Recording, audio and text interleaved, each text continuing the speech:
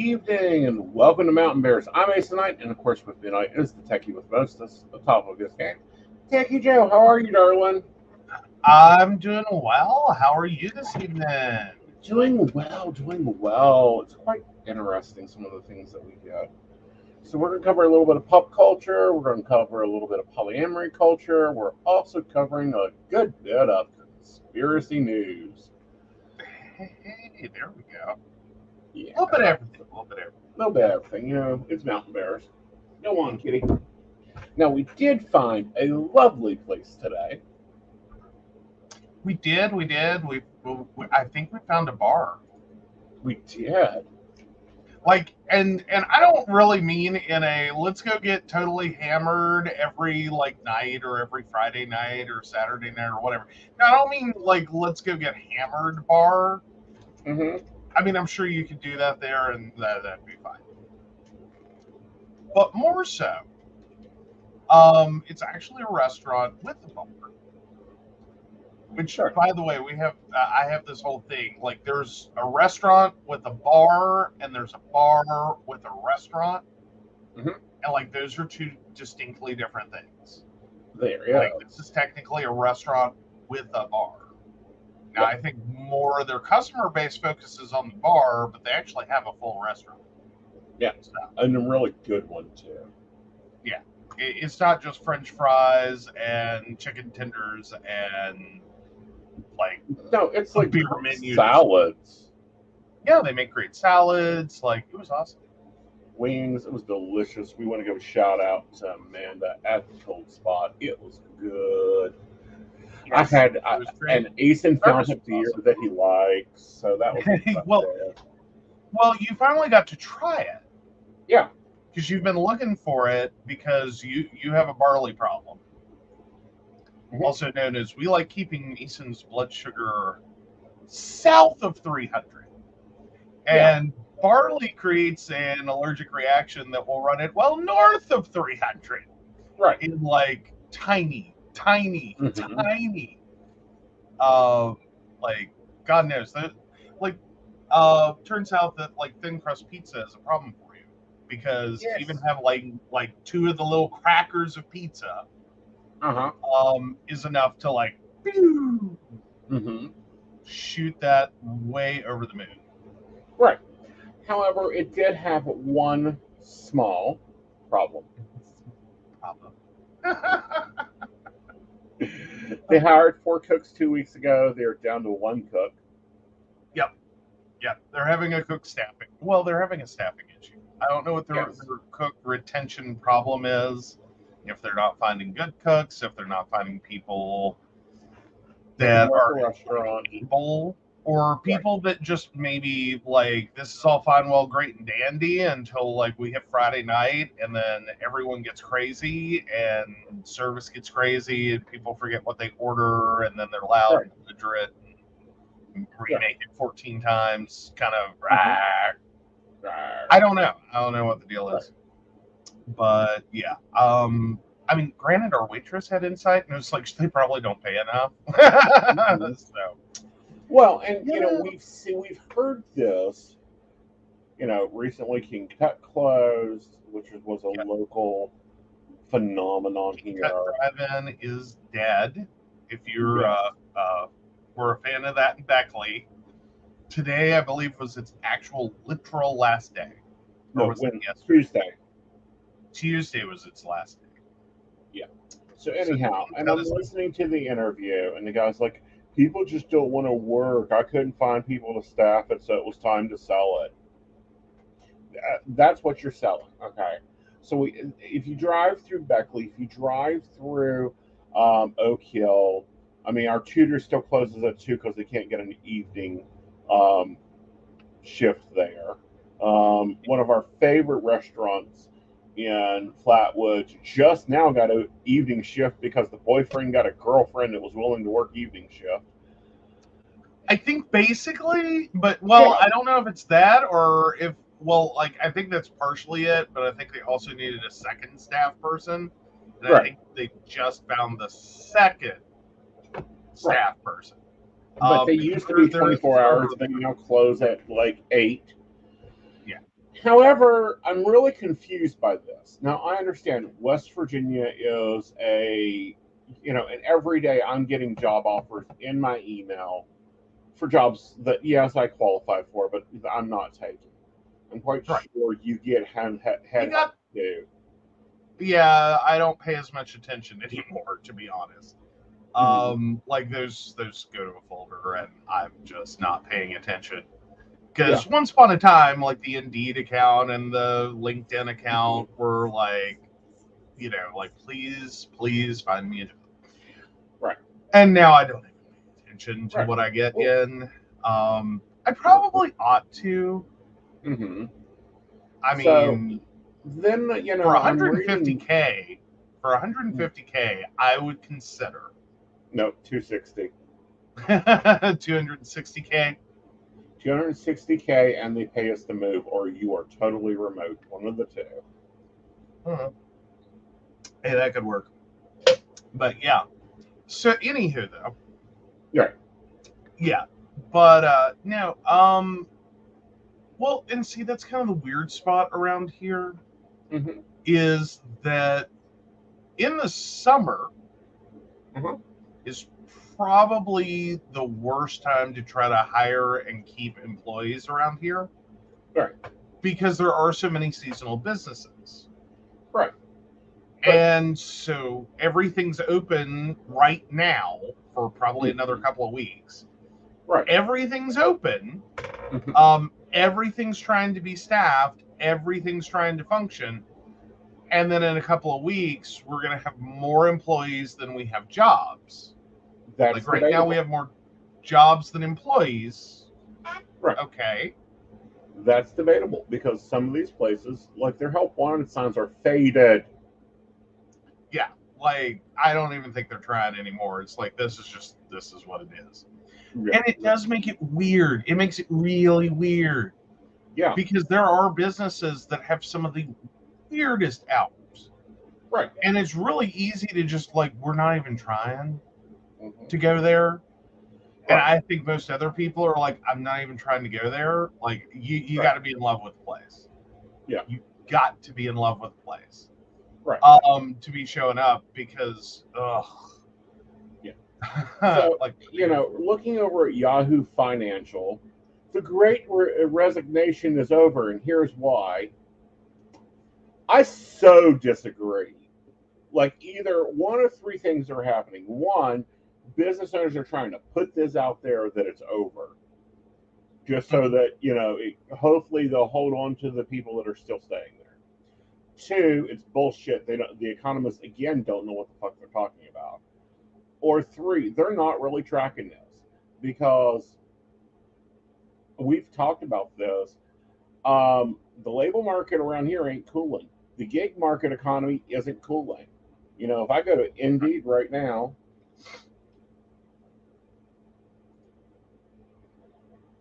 job search, and I hit remote work, there is still 129,407 jobs. Mm-hmm. Remote. Well, now see, here's the problem though: are those real positions? Because that's become the newest problem. Right. Well, not that it's actually a new problem. It's just we're now talking about the fact it's ever been a problem. Right. Which is the fact that there are employers who post jobs, but they're not real jobs. Right. As in, there's a position in the company titled that. Right. And they could hire someone. Right. So in that sense, it's a real job. Right. They're not. Go over to where I figure everyone is going right now, which is flex jobs, and it's all over the place. I mean, find remote, hybrid, flex jobs. They've got them listed by the billions. Everything from account management jobs to environmental and green jobs to event planning jobs to fashion and beauty to food and beverage. Did they actually get us listed for once? Please say you have astrologers listed. No. project managers jobs, project jobs, operation jobs, nonprofit and philosophical jobs. I mean, everywhere there's jobs. So do I think that the economy is actually slowing? No. Do I think that remote work is popular? Oh, yeah. Do I think that we're going to see more of it? Yes. Is the Great Resignation over? No. What's your No, thoughts? I think there's a phase two coming. Mm-hmm. I think there's a phase two coming. Right. Because I think wave one took Mm-hmm. care of some immediate problems. Right. I still don't think wave one is entirely finished, personally. Right. I think it's like a phase 1 or 1A is Right. about to occur. Right. That's going to happen at seasonal. Right. Right now we're ending the season, and everyone thinks that the market is, or that the labor market is cooling. Mm-hmm. And it's like, oh, but you see, Yeah. we're coming out of the summer season, Right. in which a lot of these places, like there's a seasonal flux. Right. Like, we have businesses, and we're a prime example. We are mostly supported by the New River Gorge, with seasonal activities like rafting and all that, Right. and events. So we're just about a month out, technically. Right. If you want to dicker over it, like, we're about 2 weeks from everything's going to start shutting down. And then it Then a flips. full month before we get the capstone event, which is Bridge Day, and then Right. literally the day after Bridge Day, you're going to see tumbleweed Well, and then you're in going to our flip, area. and this becomes the flip. Mm-hmm. Then the focus flips from here to snowshoe. Right. Yeah, Snowshoe's going to start opening up, getting prepped for its winter season. Right. But again, that's not a one-to-one. Like, I don't think they absorb that much staff. You'd be Because surprised. I think okay. that they do, but they have people. You don't hear them being as short Mm-hmm. because they have people. It's like every year the same team comes back. Yeah. Well, and I think that means they've got to be doing something right. Right. Granted, I don't know anyone involved with like Snowshoe and any of the Well, winter. they've got 92 positions right now. Okay. That are open, looking to That be are filled. open, looking to be filled. Right, but see, this is where I go back to. I don't think they're absorbing the entire summer market, No, they don't. because And then we you have have whole, right. like, not only do we have, like, the rafting guides and all that, then we have the service staff for all the tour companies Right. and all the restaurants that open specifically to cater to the rafters. Because Right. And like I'll like I don't mean to call out a business. I think your business model is great. Don't get me wrong. Ace Adventures, however, mm-hmm. creates a bubble, Yeah. in this area that is basically they have created this whole cottage support industry Mm-hmm. of to go with, like, you're doing a rafting tour Mm-hmm. or a kayaking tour, whatever all packages they do. But then the areas you're staying in, they own a bunch of the restaurants and bars. Right. And so, like, once you enter that area, Right. you're mostly inside the bubble. Like, Right. whatever you do, it's all Ace Adventures. And then, so when rafting season starts, all those businesses get staffed and run. And then when rafting season ends, all of those businesses get shut down. Right. And then all the riverettes leave. So rental markets look like they crash, but it's actually no, we've had the max exodus. You can actually go and rent something. You can go to Walmart. You can Yeah, you can but find it does have knockoff food. things. Yeah, but a lot of our rafters come in. The rafting guides, they rent a place. They're here for 6 months and then they're gone. And Ace has even started buying up houses that they just put their raft guides in. They do, and then when they become unlivable, well, that's a whole separate story. Yeah, it's a separate story. Let's just say they're not there's some debate, right, on how necessarily they impact local economy. Right. That some of it's really good. Mm-hmm. And some of it's really good just for Ace Adventures. Right. And then some of it is like, okay, but we're having to do things to support y'all. Yeah. that you're not necessarily offsetting. Well, I think actually, that's true with a lot of I looking at it lately, and what I've heard in the local meetings is what they do is they buy the houses until they're unlivable. They pay the city to tear them down, and they move in campers and RVs and tiny houses and continue using the land. Well, but it seems like they don't exactly pay the city to tear it down. No, Like they the let the city city has to come go and do through. it. Well, but it's more so the city has to go through, identify the house as unlivable, condemn it, run the whole condemnation process, Right. then serve them with a bill to tear it down, but Right. retain the property. Right. Like this isn't they're not actively like the city is lucky that they're getting a decent deal to demolish these houses through their own resources. Mm-hmm. But we're getting a better deal than Ace Adventures. Better than Ace Adventures does. And then Ace Adventures is paying at cost to the city. Uh-huh. It's basically a 1-to-1. If it costs $6,000 for the city to knock the house down, the city gets $6,000 for knocking the house down from Ace Adventures. Like we're not profiting; we're having to manage this process for them. Right. Versus they manage it themselves, and that be one less problem for the city. Right.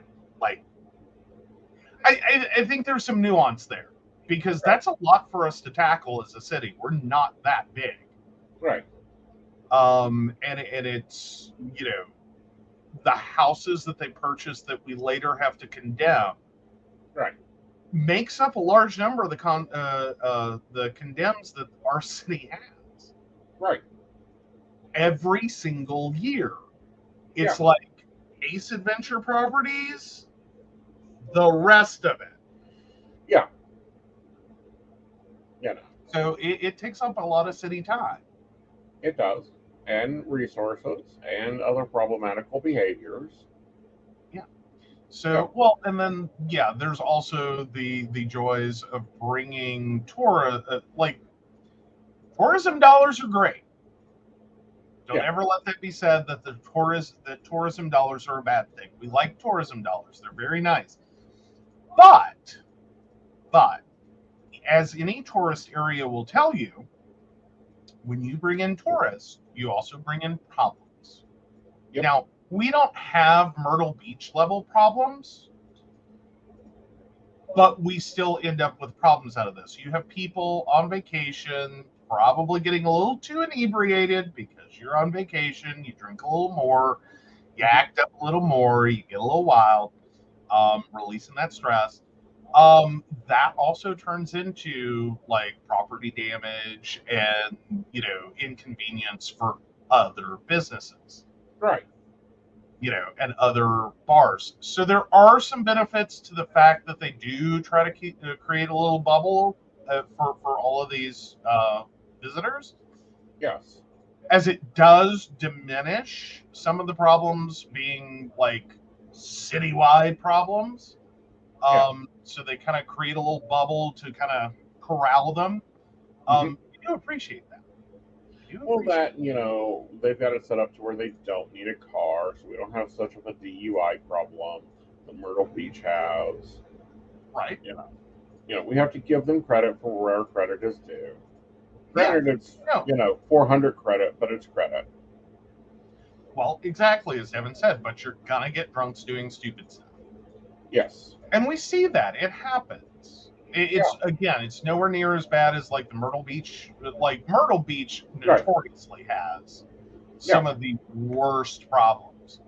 And I'll always remember that they've done a few different like episodes of Cops and stuff like that, and it's just like, and they're sitting there going, these are vacationers. They got drunk.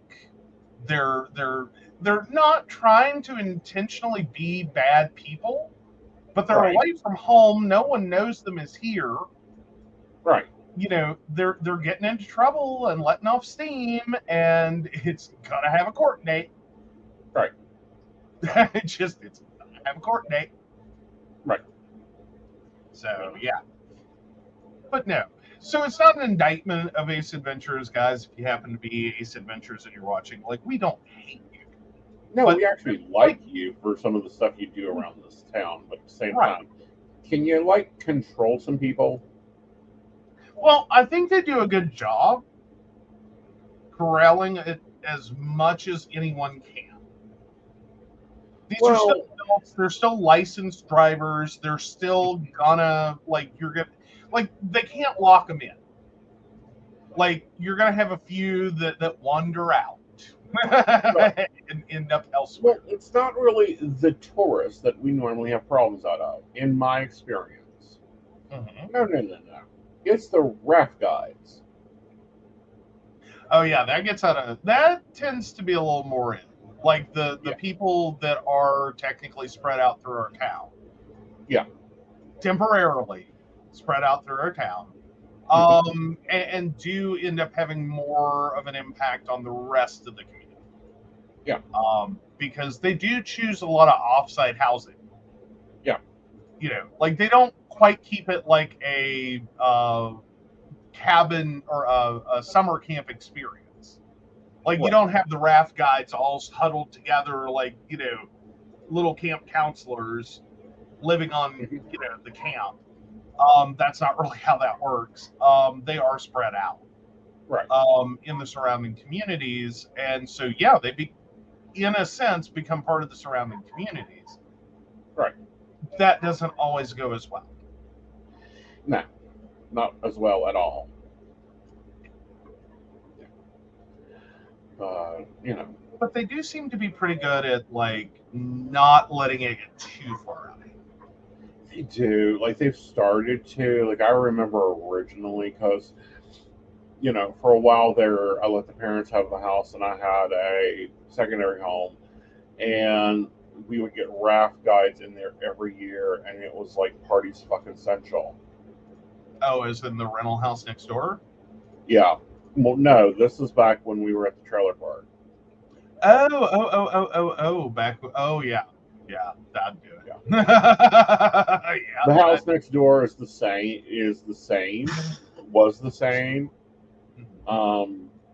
And I think that the only raft guide we currently have in the neighborhood is across the street.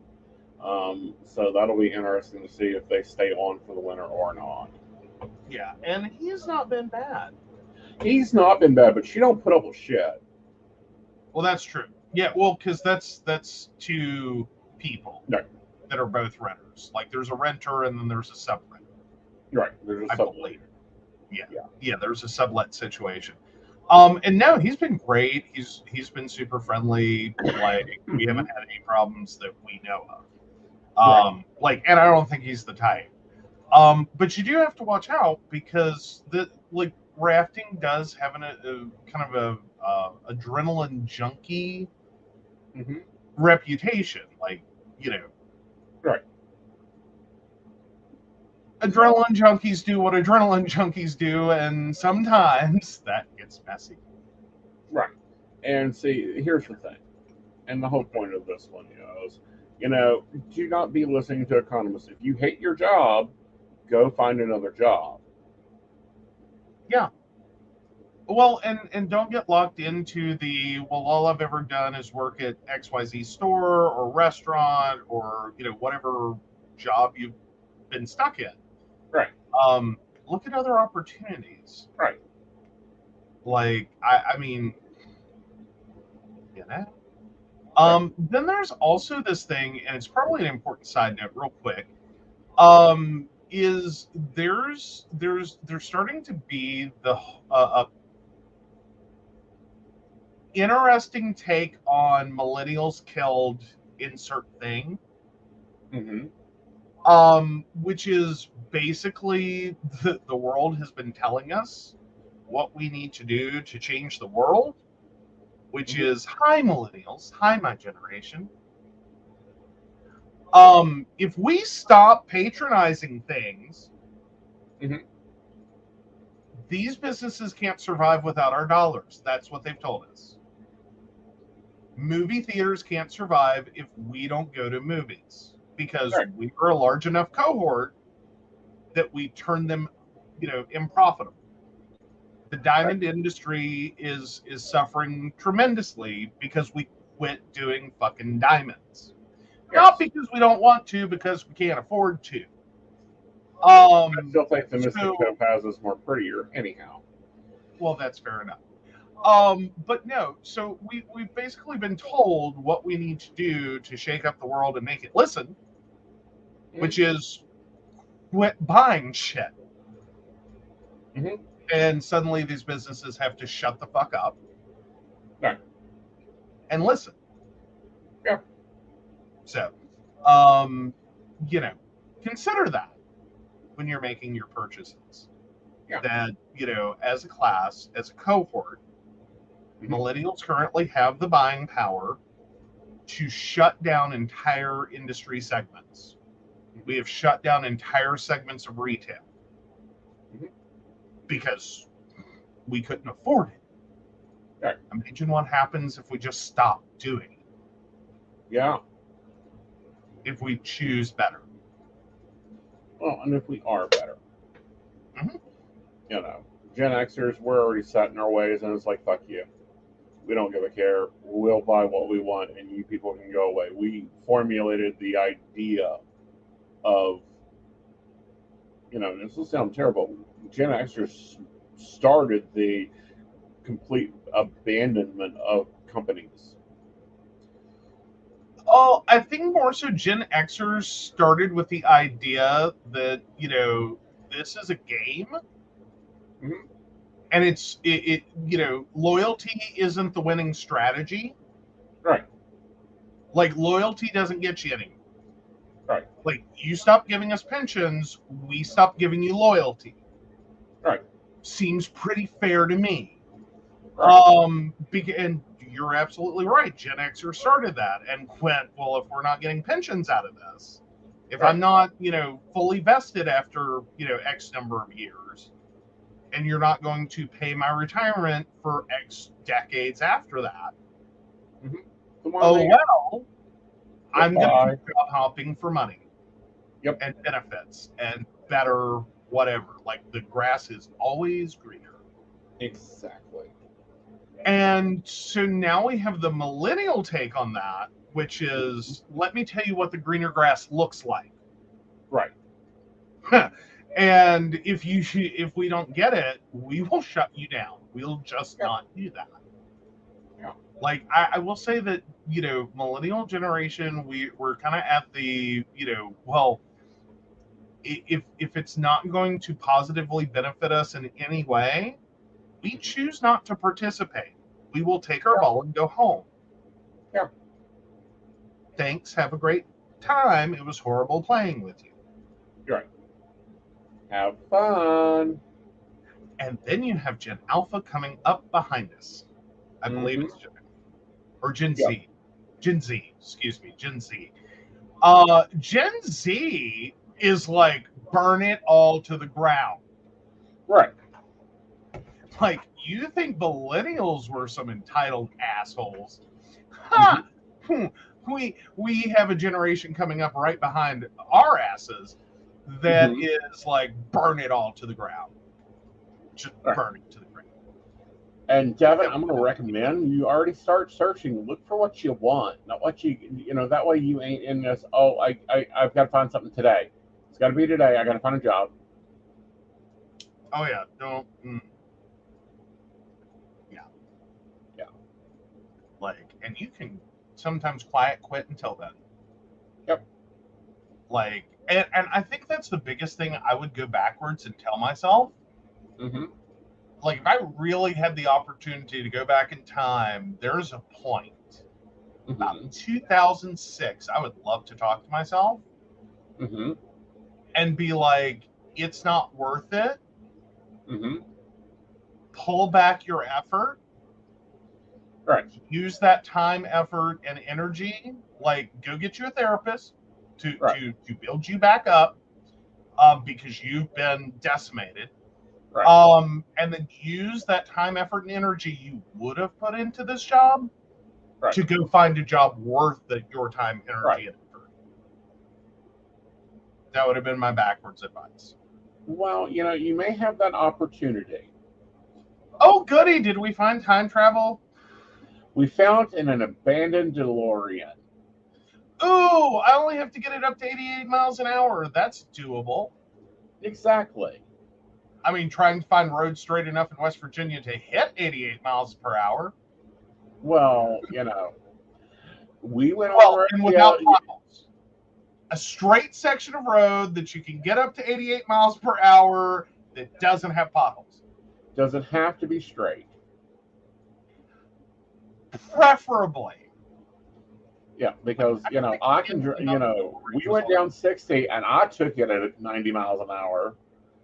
6,000 gigawatts. Yep. Exactly. But Google Maps is like, we should go look into this because it's there. Setting for a few years. Yeah, it's been parked on the side of a residential street since at least November 2021. This was found on Google Maps. Right. It's interesting the things that turn up on Google Maps, from phantom locations and mysterious shapes to abandoned structures and even abandoned cars. In most cases, these cars are run-of-the-mill sedans, trucks, and SUVs that were discarded for various reasons, but occasionally something unusual pops up, like this DeLorean DMC-12. Located in Mozart, West Virginia, an unincorporated community near Wheeling, the DeLorean turned up on Fisher's Lane. It sits parked off the side of the road near a utility pole and just up the street from an abandoned house. The way it sits, it's like someone parked the DeLorean and never came back for it. Oops. Oops. God, Marty, how bad did you fuck up?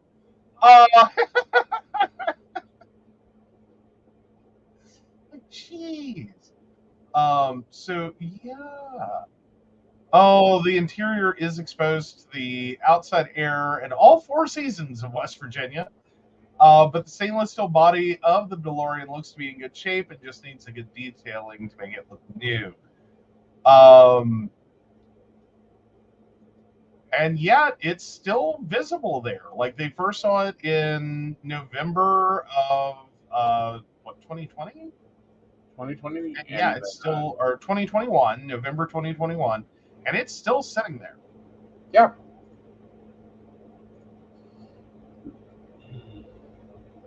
Let's go and see. I'm going to check the Reddit and see if it's still sitting there. So, and it's not the strangest place to abandon a vehicle, and the DeLorean is not the strangest vehicle abandoned. Over the years, we've seen a Lamborghini Huracan abandoned outside Las Vegas and a Ferrari Testarossa left in Puerto Rico.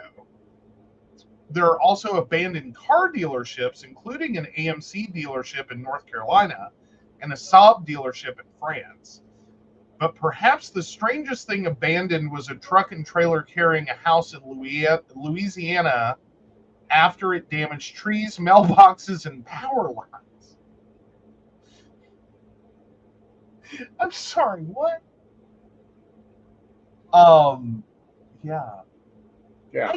I don't get how you abandon a car dealership and then everything just sets. Right. You know what I mean? Like, how do you not discharge the assets? Like, what lazy fuck took receivership and just nah? Well, the point is taking receivership. Okay. Well, yeah, one car left behind is a thing. I can understand that, but like a whole car dealership? Yeah. But I want to see if we can find, like, because North Carolina's not that far away. How abandoned are we talking? Oh, that's real abandoned. Collier Motors.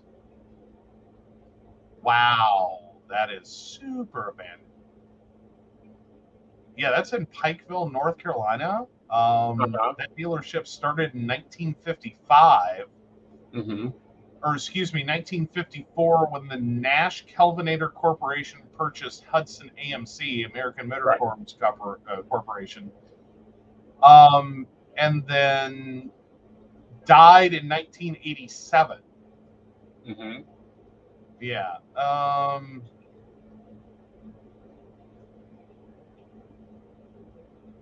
Okay. Oh wow. So yeah, it's just like a crap ton of just abandoned vehicles. Right.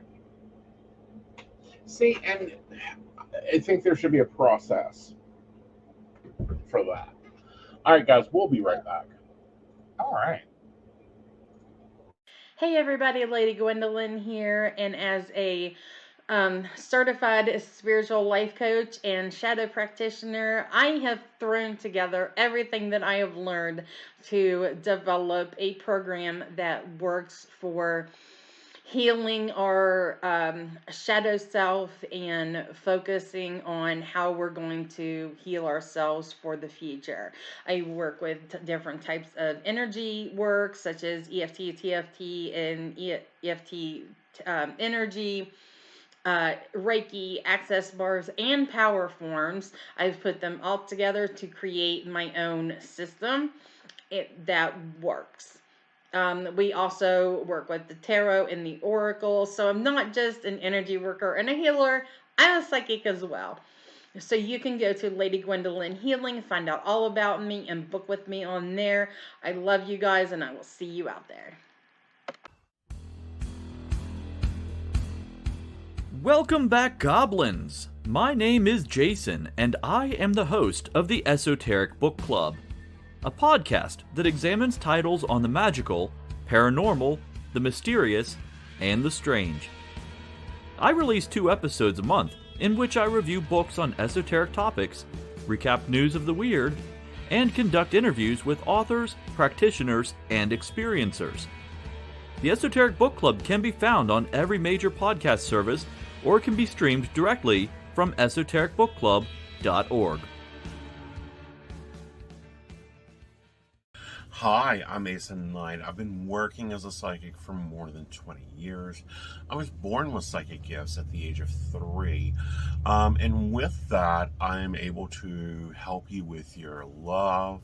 Relationships get very complicated. I help you understand what's going on, where it's headed, where your next love is, what the lesson is, and how to improve that. I also work in career and dealing with career fields and different job opportunities and things you would like to experience in your life.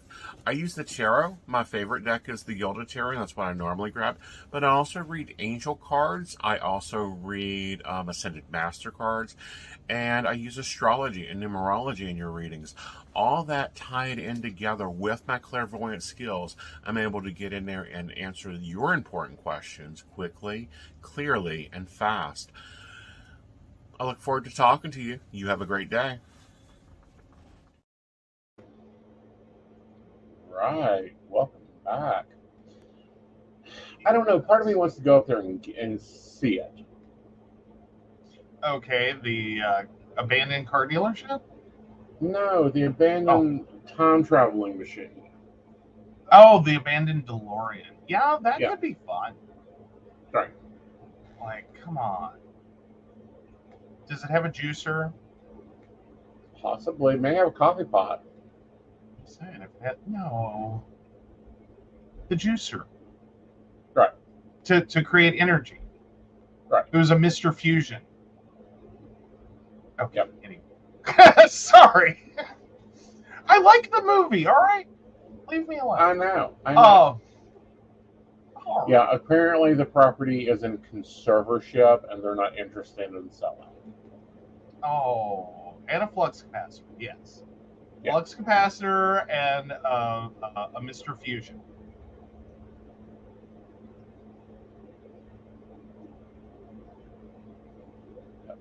But yeah, Devin points out. So I watch abandoned explorers on YouTube. There's always some old car left behind. Folks die and stuff gets left in limbo. Depends on if there are living relatives or not. Things can get left in probate. Yeah. And a lot of that is sometimes what happens. Sometimes also like there's whole abandoned cities from like incidents. Or companies that built entire towns for their employees, and then the company suddenly shut down, and they literally just packed everyone up and told them that it was temporary, and then they never came back. They locked the gates and left. Right. And so people didn't realize this is it. It's over. Pack all your stuff and leave. That wasn't the communicated message. But then you also have like towns that are hit by like some weird and freaky disasters.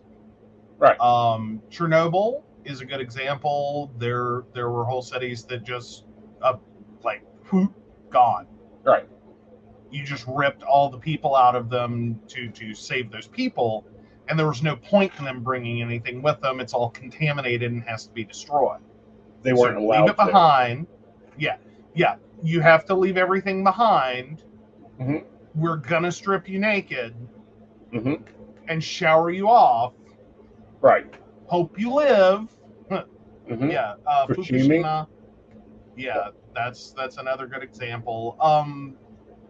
The Silent Hill, and I forget what it actually is in West Virginia. Well, because it's not actually West Virginia; it's Pennsylvania. The technical basis of Silent Hill, right. With the underground fires, right? Because basically a coal seam is on fire, it's going to burn for like 100 and some years. It may burn longer than that. Yeah, but no, like again, whole abandoned town, right? Towns. Well, one of our favorite places is abandoned, technically. There's 6 people. Oh, yeah, Thurman. Yeah. All 6 residents of Thurman. I don't know. Maybe someone had a child. Could be 7. We gotta keep up on that. Right. But yeah, and again, not uncommon in West Virginia to have these things happen. Right. Because so many coal towns were built around coal mines. The mining company owned all the houses. Yeah. And basically everything else for the town. Like you didn't live there if you didn't work for the company, and if you no longer worked for the company, you got kicked out of the town. Right. Effectively. So it was work or get out. Well, that, or if your husband died, you had 7 days to replace him, or get out. Yeah, find another miner. Centralia, Pennsylvania. Thank you, Devin. Yeah, like that whole town, and that was a whole disaster because the venting of the fumes, I believe. They were trying to burn the methane off. Yeah, and it started a whole underground fire. Like, it's just going to burn till it burns out the seam. Right. So melting asphalt and venting plumes of smoke, and the air quality is garbage. Right. Yeah, and you have to live in constant fear it's going to hit a pocket right. of gas. Yeah, like And I have some problems with the exploration videos of Centralia too. Yeah. Just because most of them are okay because of the people like taking precautions and being careful. Mm-hmm. I would be really concerned about my lungs. Right. Because no, that's not a place you want to just go walking around. Right. Because you don't know from minute to minute what it's burning. It may Right. just be some coal, which is going to be hard enough. But if you're hitting any gas pockets that day, yeah, like, whew, that air quality is going to drop quick. Mm-hmm. So, and I've seen some explorers that do it really well, and I've seen some that it's like you're just trying, like you don't care what you do to yourself as long as you get some YouTube video. Right. And the same with some of the urban explorers too, like the amount of mold and older buildings full of asbestos. Like that building has asbestos. There's no way in hell it doesn't have asbestos. And it's been exposed to the elements for like 20, 30 years. Mm-hmm.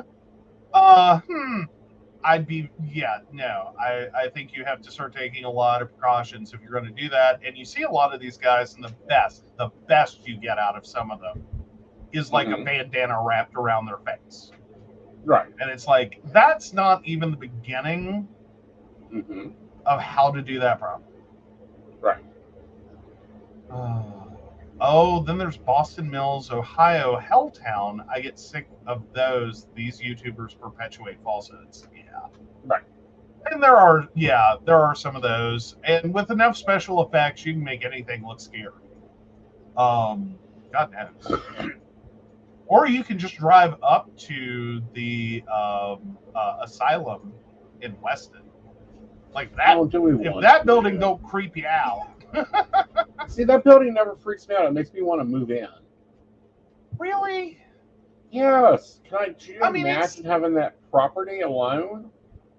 Well, that would be kind of cool. I don't know. Gothic architecture, though, it's kind of creepy on its own. Gothic architecture on its own, though, is kind of creepy.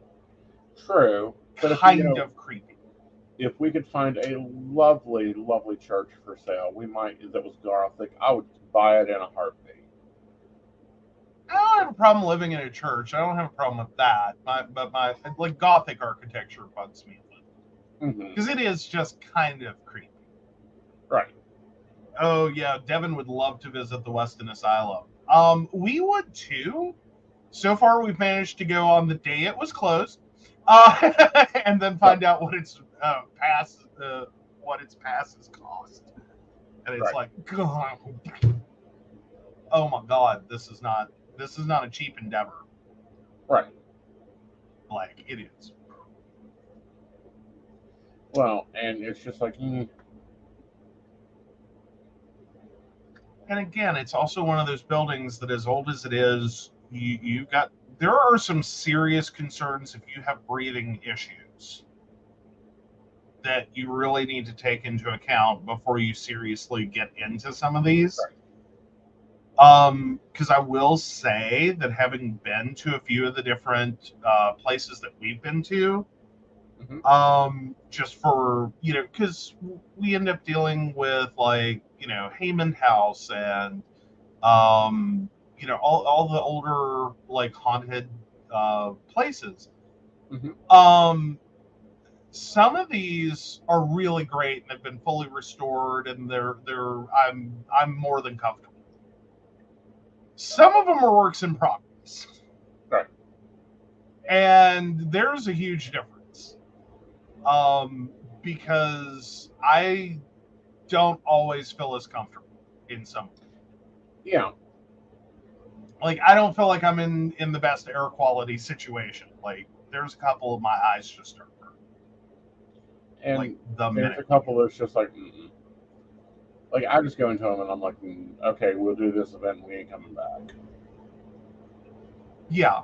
Well, and then there's some of them that environmentally, like they don't have HVAC systems. So if you're like, you better watch what day you go, or you're going to be roasting or freezing. Right. There's no in between. Right. Unless the weather is in between. Right.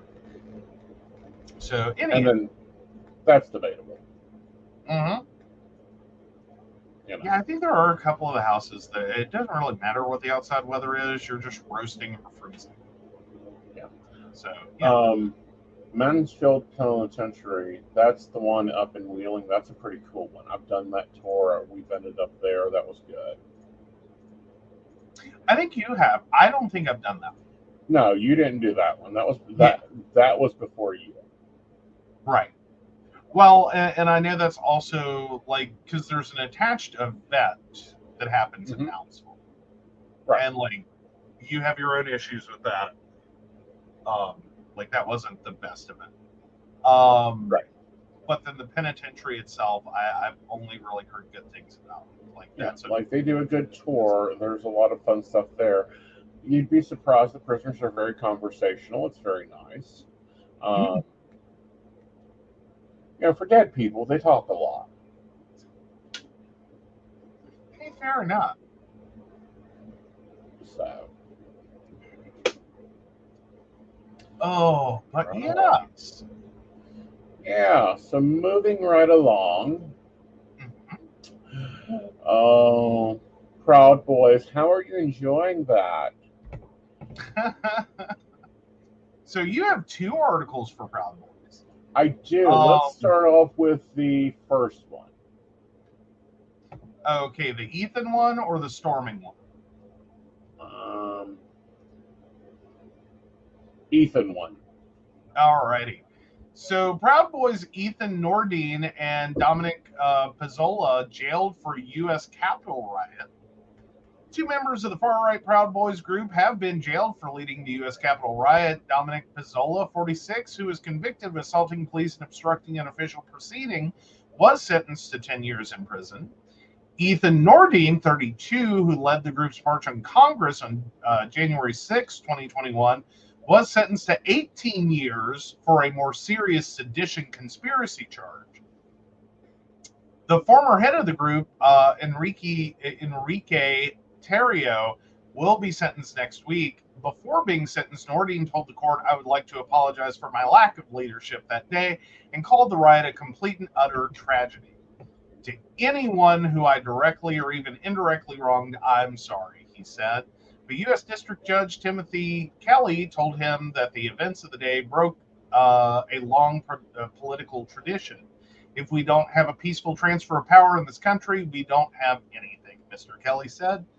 Nordine of Washington State went by the nickname Rufio Panman and was well known within the Proud Boys for his frequent brawls with Antifa activists in the Pacific Northwest. His sentence is one of the longest ones yet handed to Capitol riot defendants. Stuart Rhodes, the leader of the Oath Keepers militia, was also given 18 years in prison earlier this year. The other defendant sentenced on Friday, Pizzola, a 46-year-old former U.S. Marine, fought with officers during the riot and smashed a window with a police riot shield. A selfie video taken on the day of the riot shows Pizzola smoking what he described as a, quote, victory cigar in the Capitol building.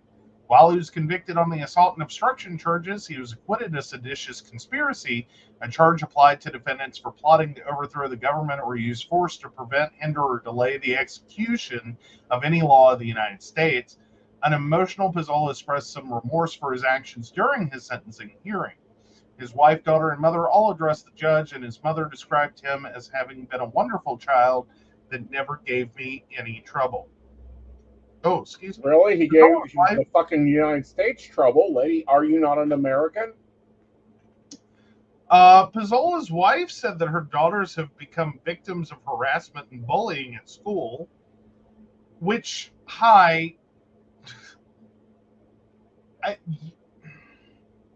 this is why you don't do these things. If you don't, I have some real struggles with the idea that you should never go after someone's, family or children. this is one of those situations. It's really, really hard for people not to be emotionally charged based on your relative's action. Well, see, here's the thing, and this is my thing. One, that mother should be charged with what is it? When you tell the court a lie. Oh, perjury. Perjury. Either that, or she needs to renounce her citizenship. One of the two. Well, here's the follow-on, though, but once the prison term had been handed down, the judge had left the room. Pizzola raised a fist and shouted, "Trump." Yeah. So you don't have remorse. You basically said what your lawyer told you to tell the court. Like, see, this is why we struggle. Yeah. Like, I want to have the moment where I believe that you got caught up into a thing. Right. Went down a rabbit hole and found yourself way in over your head. Right. And being an average, ordinary person, generally speaking, you didn't know what to do to get out. Right. Like, I want to have that belief. I want to. I think I don't. I don't have that belief on either of these. No, well, not now. But what I'm saying is, in general circumstances, that when, in most situations, someone has egregiously, like this was, broken like civil decorum, anything that remotely resembled being an average ordinary person, I like to believe that like somehow you got caught up. But again and again and again, we hear the words, and then we see the crap. Right. And like, see, if I was that judge, because that was CCTV, I would walk back in the courtroom and say 20 more years. I would have a hard time not doing that. Yeah. Like, even if that got reversed on appeal. Right. Like, try the motherfucker again. Like, you know what I mean? Just, yeah. It was worth it. Right. Like, because again, but that's also the challenge frequently to our police, to our law enforcement, to our judges, to the entire legal world, right, is in a situation with people who do not have or seem to possess the ability to understand the level of their wrongdoing, to treat them fairly and not to just kick them like dogs in your way. Right. You know what I mean? To show more kindness than they will show the world. Right. So yeah, I would have some trouble there though. All right. My trouble would be, how fast can this wife get divorced from him? And she's probably not gonna. Unfortunately. Like, that's the weirdo part, is like, no matter how many sentences they hand down, it doesn't seem like there's still not a connection being made. And we just saw it. He's going to prison for 18 years. Yeah. He's going to prison for 18 years, and he's still yeah, turns around after the sentence and the judge left the room and says Trump won. Yeah. Like, you're not making the connection. Like, I hope the next 18 years of your life make the connection. Yeah. Because you're not getting you did stuff wrong.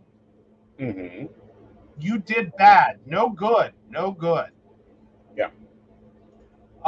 Like, you're not making the connection. And I'm really starting to wonder, is it possible for them to make the connection? I think it is, but I think that it's going to take a bit. And what I mean by that is it's going to take some deep cult deprogramming to occur. Well, and that was kind of where I was about to go. Is like how brainwashed and how it just kills me. It's like, how do you get this brainwashed? How do you sit in your living room Mm-hmm. and manage to go so far Mm-hmm. down the rabbit hole to even think about leaving your house? Right. To go march and do all this, Right. and protest. One, and then how do you just get this fixated? Right. That like you're in court, man. Yeah. Your children are getting bullied for this. I'm sure your wife's heard some things at this point. Right. You're doing 18 years in prison.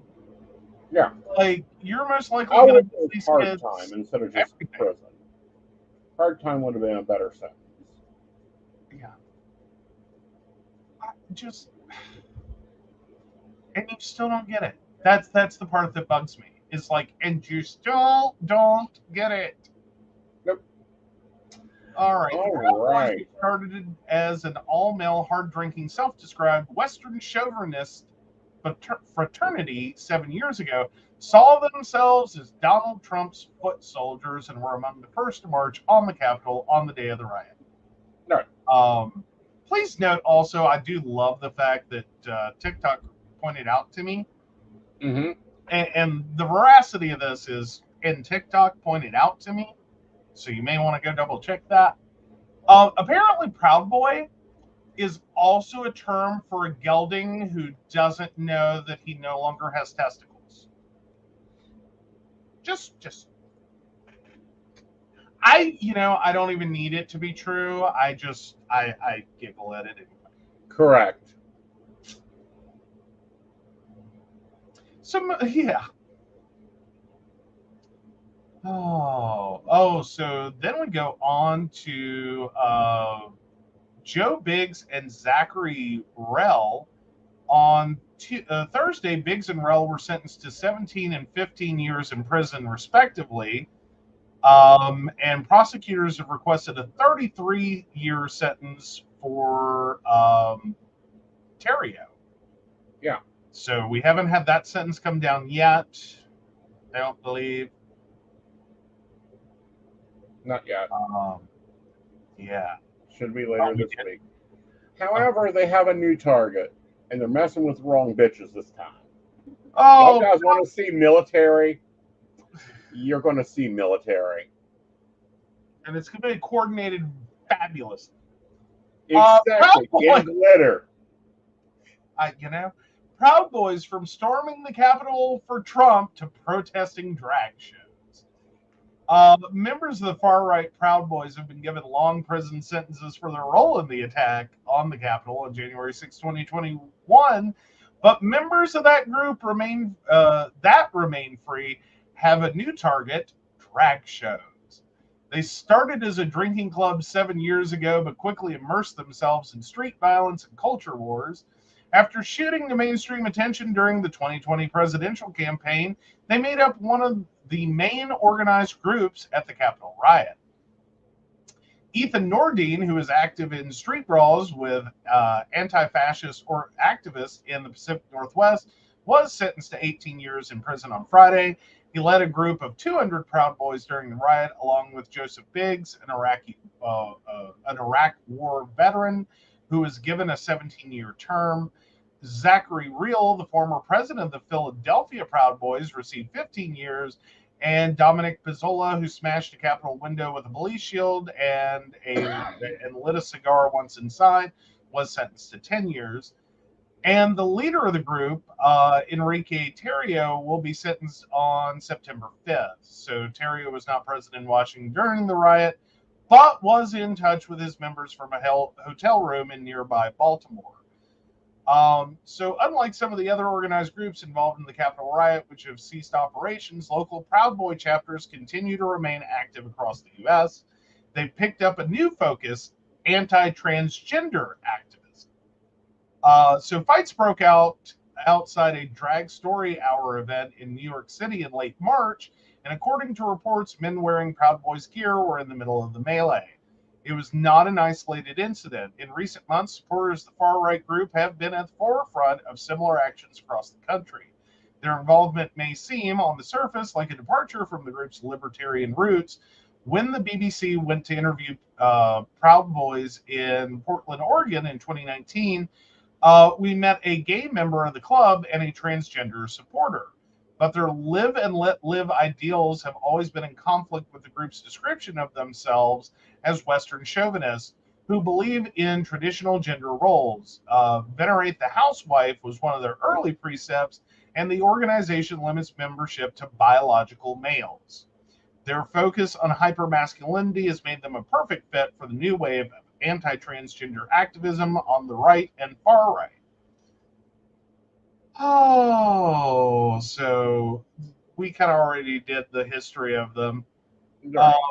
So skipping over, so over the years, the Proud Boys went through a series of leadership changes from Mr. McInnes to an elders chapter and Terrio, who took over in 2018. But the group's national structure frayed after the events of January 6th, when the Proud Boys started to face criminal charges and social media bans. Individual Proud Boy chapters continue to operate, says Megan Squire, Deputy Director of Data Analytics at the Southern Poverty Law Center's Intelligence Project. In some cases, they've added members, gaining visibility as they join anti-transgender protests, which over the past few years have become a flashpoint in America's culture wars. Ms. Squire notes that the Proud Boys were early adopters of anti-trans sentiment starting around 2020. According to the Armed Conflict Location and Event Data Project, ACLED, which tracks far-right movements in the U.S., the number of anti-LGBT incidents, LGBT incidents, demonstrations, political violence, and offline propaganda activity is growing.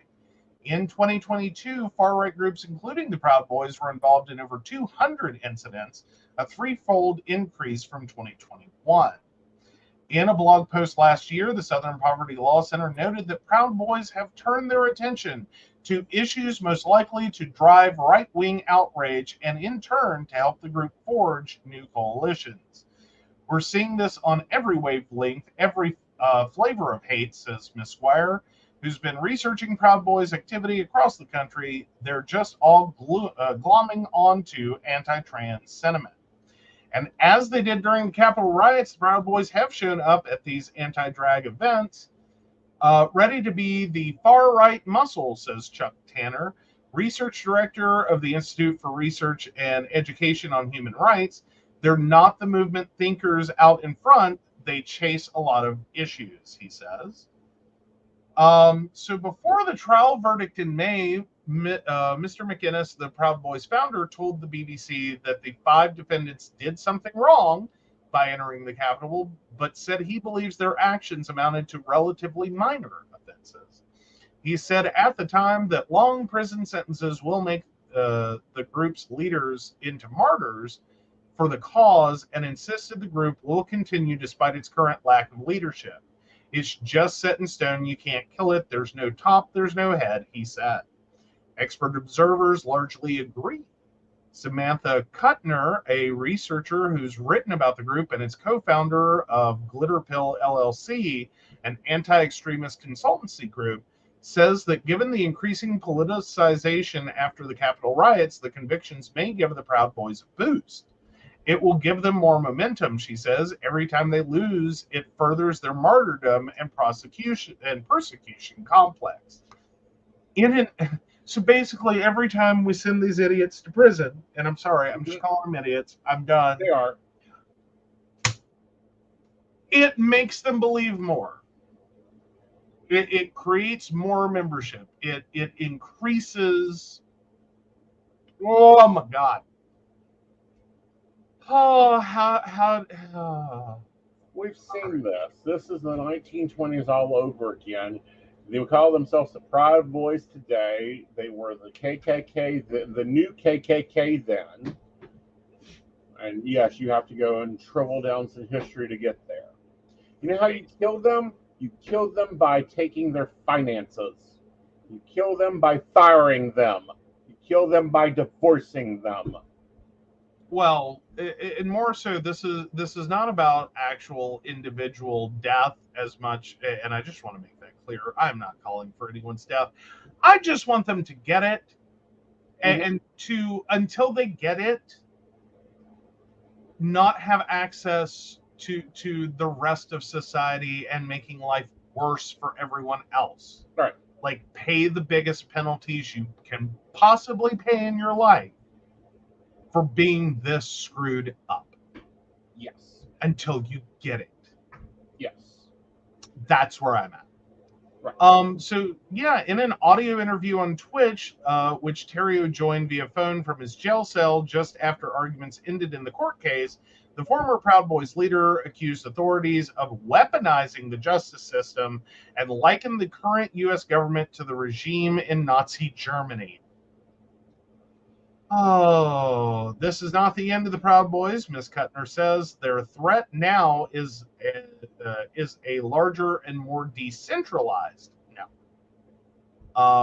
But there are signs of fractures in June. Proud Boys marched near a Pride event in Oregon City near Portland. Another far-right group made up of former Proud Boys also showed up, and a video of a brawl between the two factions went viral. 2 people were arrested, and experts say the incident touched off a debate on Proud Boy chat channels about whether more extreme and white national activists should be welcomed into the group or cast out. So now they're infighting. Yeah. Like, this is where I'm stuck, Devin, is God, what stupidity. Like, Jesus. Like, start a fight club. Just beat the crap out of yourselves. Like, I really shouldn't endorse that, but, like, seriously. No, contact TLC. They'll do a fucking show. You'll make millions. Which takes us to our pop culture event. I know, right? Speaking of making millions. All right. So, Sister Wives exclusive, see the fight that led to Cody and Janelle Brown's separation. Janelle and Cody Brown exchange curse words in a fight that leads one to say, "We're done." Tensions between Janelle and Cody Brown come to a boiling point and result in an explosive fight, which will air in the next episode of Sister Wives, out September 3rd. In an exclusive clip shared with Today.com, the couple meets at Janelle Brown's place to discuss their plans for Christmas. What begins as a conversation about the problem in their family grows more contentious until Janelle finally says, "Shut your effing mouth and let me talk to you for a second." Has anyone that has watched the show ever not wanted to look at Cody and say, "Shut your effing mouth"? Okay, I'm Maybe sorry. Okay, this may have been like my first view of polyamory and polygamy. Oh, he is so. I watched Janelle. Like, Janelle's my favorite because Janelle's probably me in like, I can identify with her. I've got spreadsheets of finances. Fair enough. But no, I'm going to have you make a meme of that, of "shut your fucking mouth." Pretty much, yeah. Yeah. Like, just because here's the problem. And Cody, because you really have to just back up, and like, every time something gets screwed up, it's because of crap Cody said. Yes. Like, if you just everything would have been fine. Right. But then you kept talking. Right. And you just see the moments when the women just look at him like, have you lost it? Right. What up? Right. You know, he is such an idiot. He is messing this up like a hinge. It is ridiculous. Okay. Like, he is rusty and needs some WD-40. Like, let me tell you. Oh, he needs more than fucking WD-40. He needs reprogram. And and he's going to lose them all. Like I'm saying, this year Janelle leaves, Mary leaves. Next year Robin leaves because Robin wanted the polygamy family. That's her whole fucking gig.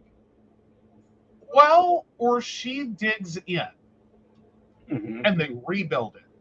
Right. Like, I think possibly Robin stays because I think she's detached enough from reality. Right. Like, I don't think she's in reality. Yeah.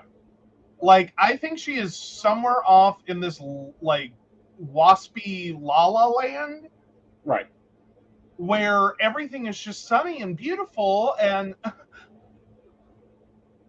right. I can have everything I want. Right. And just, like, I don't think she's sitting in reality looking at the situation and everything going on and everything that has happened. Right. And being like, I'm next. Yeah.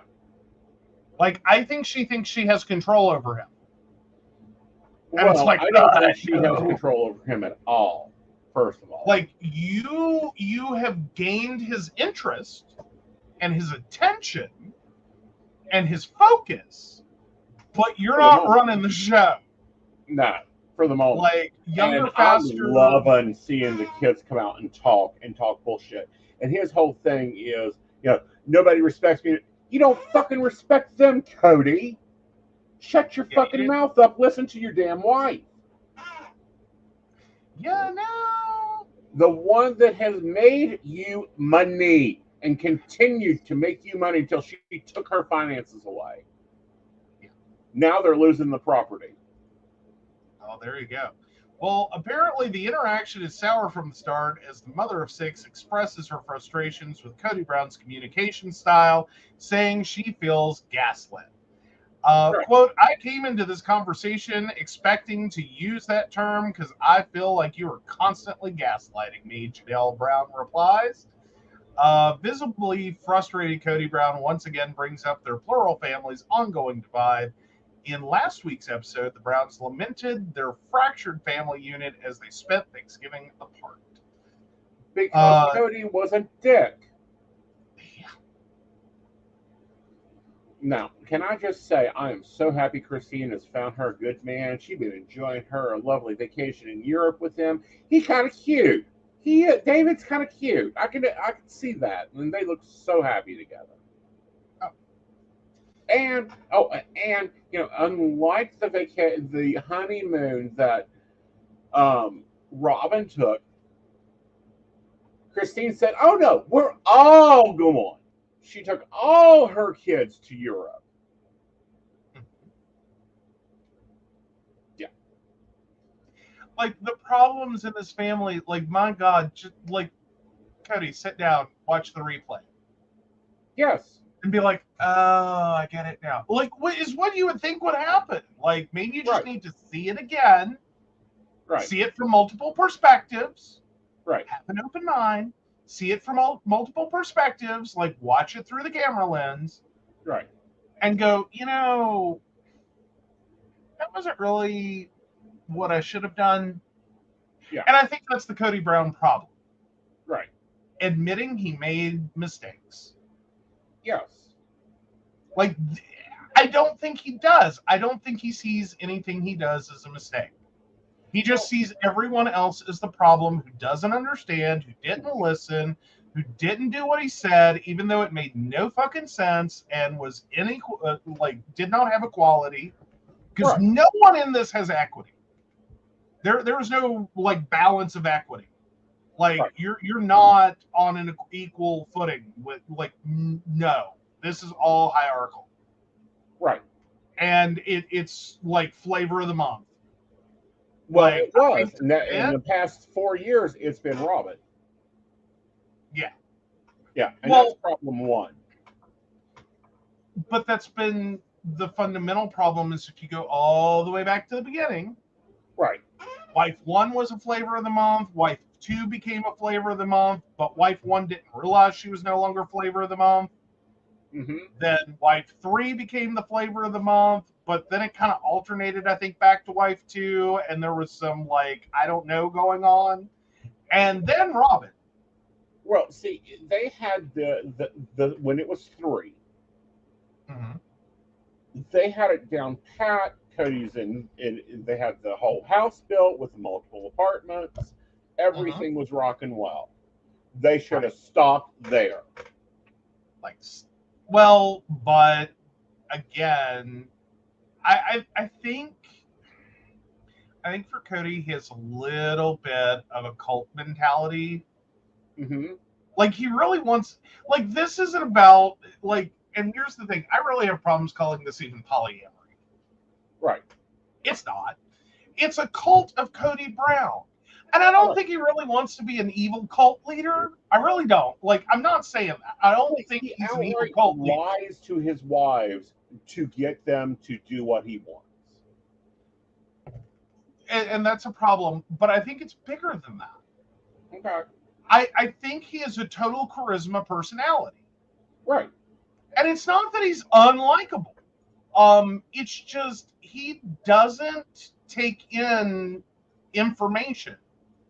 Well, not only Like, that, but he he doesn't did see his actions in context. not. Hmm. He doesn't hear and actually feel other people's emotions. Like, he Right. doesn't understand what they're going through. Right. And he's doing nothing about it. Like, Right. that's totally not his department. Um and just, I don't think ever sits down, has the thought, Right. and then like runs it through his head and like, what if someone told me that? Well, not only What would I that, but think he if someone told me doesn't that? hold everybody accountable. And this is what I mean. We went into COVID rules. In our household, we had 2 high at risk, lockdown in live events, no personal interactions. Like we strategized and said, okay, you're taking over this, and we don't go anywhere when it's this. We made sane fucking decisions. Well, and even if he was going to make the insane decisions, Right. you know what I mean? Like, do it across the board. Like, you're either Right. all in or you're all out. But playing favorites, Right. You know, which he that did. Janelle could not go see wasn't supposed to go see her oldest child have their first child because of COVID. He did not go to see with his daughter to have back fusion done because of COVID. But the nanny was still coming into Robin's house and gave him all COVID. Well, and again, it's the, like, do you not understand? Like, it becomes this moment of, do you not understand the actions Yeah. and the consequences? Or did you make rules Hmm. and expect everyone to follow them, but then when this one particular favorite person, your flavor of the month, Hmm. decided, oh, okay, and then we're doing whatever I want, Hmm. you went, okay. Yeah. And so, was the real problem that anyone listened in the first place? Right. Like, like sometimes I really wonder, does Cody know he's full of shit and just expects everyone to be like, okay, Right. like, and I'm gonna do whatever I need to do, and Right. like, you go sort yourself. Or is he just like, seriously doesn't get that, like, you're doing one thing with one person and treating them one way and setting Hmm. one set of, rules, then you're saying the same thing to a different person, Right. but not enforcing any of the things. But Right. if the original person we're talking about deviates at all, you're coming down hard and swift. Right. And so, like, there's a total imbalance there. Exactly. Like, there's no rhyme or reason. Right. You're capricious with these people Right. in how you respond to virtually identical, or let's just call it like a risk factor. Right. And like, sometimes it's like, oh my God, drop a bomb. And sometimes it's like, oh, okay, well, that wasn't really great, but all right. Right. And here's a real life example. If any of us are away, we call home Mhm. every night. No big deal. We all do it. Invisible goes away for a weekend, he calls home. I go away for a weekend, I call home. You go away for a weekend, you call home. If not, then there's an issue. Right. But Cody doesn't follow. But that's like saying, "Oh, well, you can go away for a weekend and you don't have to call home." But then jumping invisible shit for not calling home. Yeah. Well, I mean, I'm sure we could have situations where that could occur. Right. Like, if I were going to the middle of the woods, like, this would ever happen for me, but if I were going to the middle of the woods for, like, a weekend with no Right. cell service, no landlines, it's a middle of nowhere. Right. Arguably, we could suspend them. Like, if I had to drive 30 miles just to get cell phone signal, Right. I think we It's could not a accommodate. major thing. But, and then, if Invisible is like, I'm in downtown city, Uh-huh. 5-bar service, Uh-huh. and I couldn't be arsed to pick up the phone, Right. that's different. Yeah. That's different. That's not the same thing. Right. I can't be arsed is not the same Right. as I'm in the middle of effing nowhere. Right. But the rules are applied equally to everybody. Mhm. Then we'll figure out, oh, you don't have cell phone service. Okay, great. We got that covered. So we have a check-in point, like you're supposed to, check in at this point. Right. Otherwise, we Or now have to check send in out a as helicopter. soon as you get cell phone service. And we do that. Right. Yeah. Point being, but he did not apply that to Robin's house. He had COVID rules for every house. And I understand the complexity of managing multiple fucking houses. Why was the nanny not put on furlough?